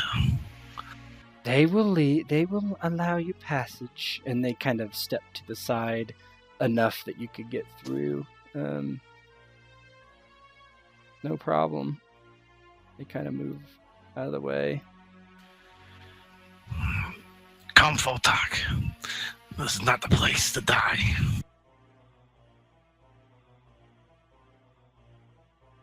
Phaedron looks at Tulip and then looks at his traveling companions and also at the townsfolk, and then looks at the Ivory lady. And Tulip can hear him like kind of gulp, and he says, he points his weapon towards the lady and says, "I don't think it would be the right thing to do to walk away from here and let you rule over these innocent people and the poor townsfolk up above." They are here by choice. I force nothing. These are mine. And she points down. Mhm. I have lived here for centuries beyond count. They are mine. I offer only what they take. I force no one to stay. It is these caves, or the wind and the snow and the death and the hunger and the cold. He looks at his companions and says, obviously these people, their backs are up against a wall. It's either to succumb to her will or die. What choice is that? They have made their choice. Rother's gonna look at him like this. Their choice. They want to be cattle. They could be cattle.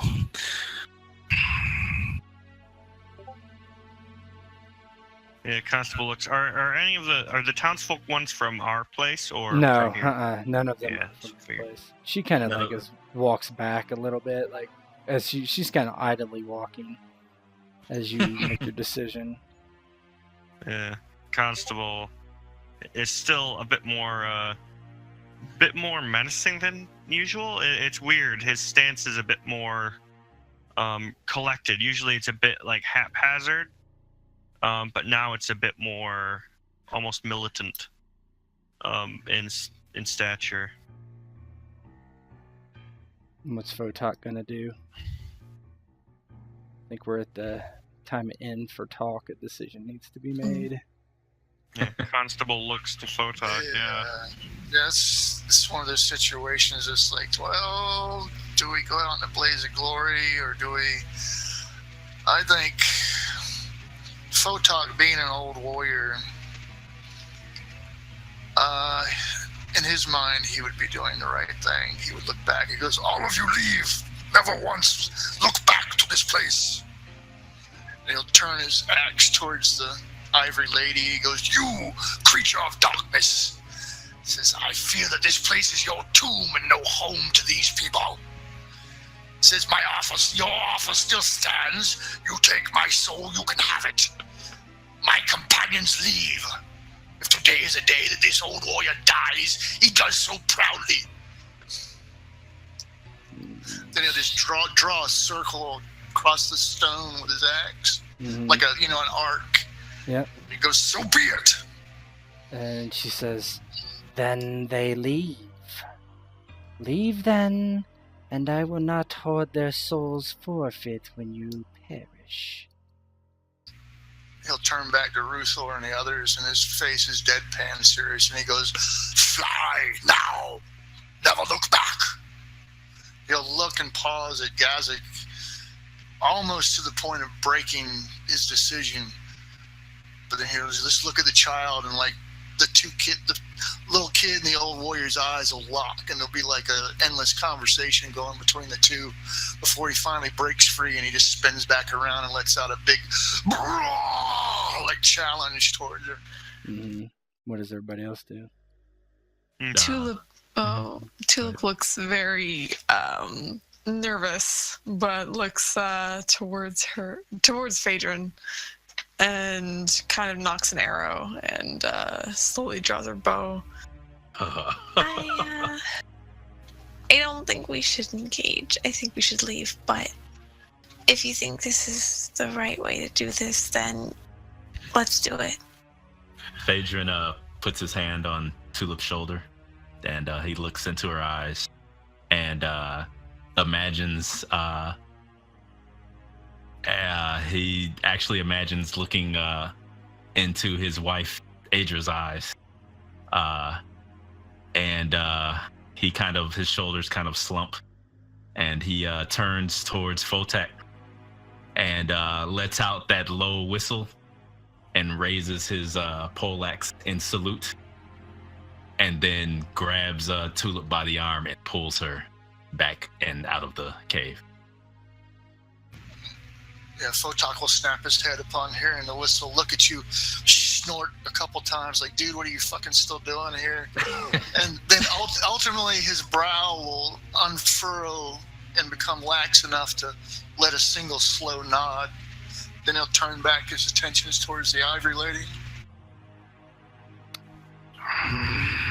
Yeah, Ruthor, what are you doing? Orcs are fighters and dumb, and he's having a torn moment because he should be fighting with, going up and stepping up to Fotak, but at the same time, Gazek's with him. And it helps. The constable kind of turns back towards Ruthor, actually, and says, in dark speech, "Go now. Take the child. Raise differently somewhere else.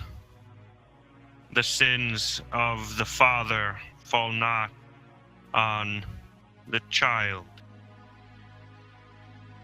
And she's kind of laughing at this point. And, "Construct, don't you have a job to do that is not here? I believe you must go to face the fortune when you find him. That not true? End your charade. Leave this place. Leave the old man to me. Go, fulfill your duty." Constable looks towards the Ivory lady. "My duty is my own. No more shall anyone decide for me." He taps his staff down on the ground alongside Fotak. "My fate is my own. Fortune shall find its end elsewhere."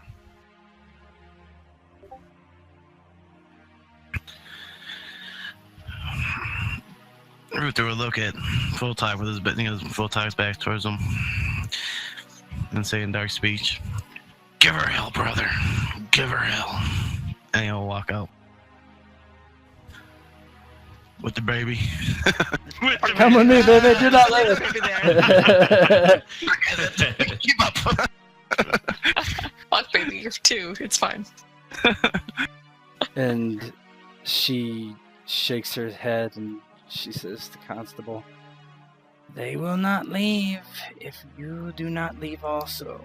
I will have everyone in this village swarm them, cut their bowels, their entrails, and eat them while they're alive. That was not the deal. Oh, man. And there are hundreds out there? Starving hundreds, I'm sure. Yeah.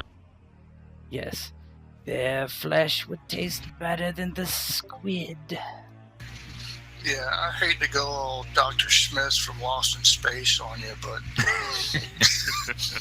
out of my way, you mechanical monstrosity.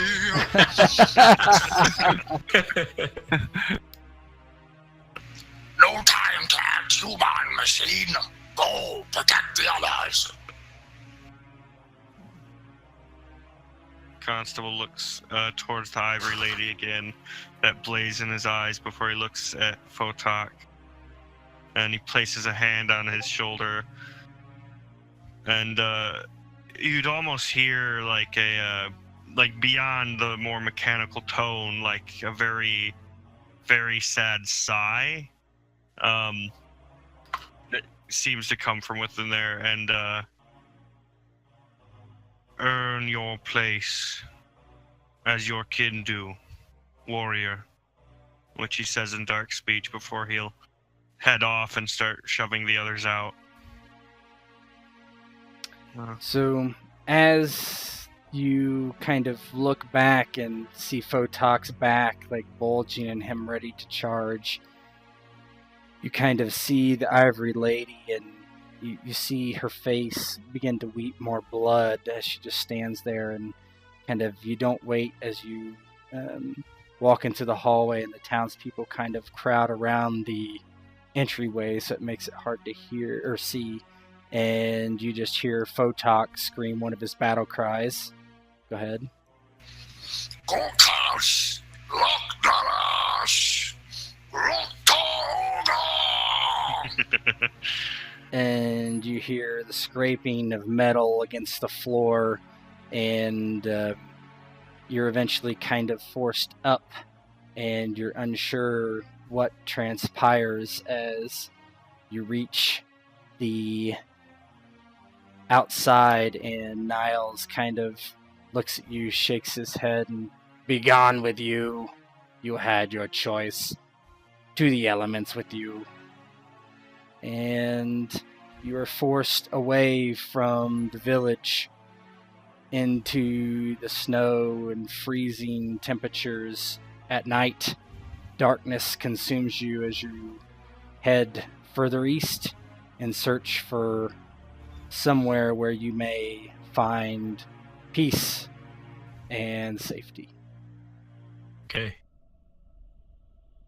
And that is it. Nice. Mm. Great job, everybody.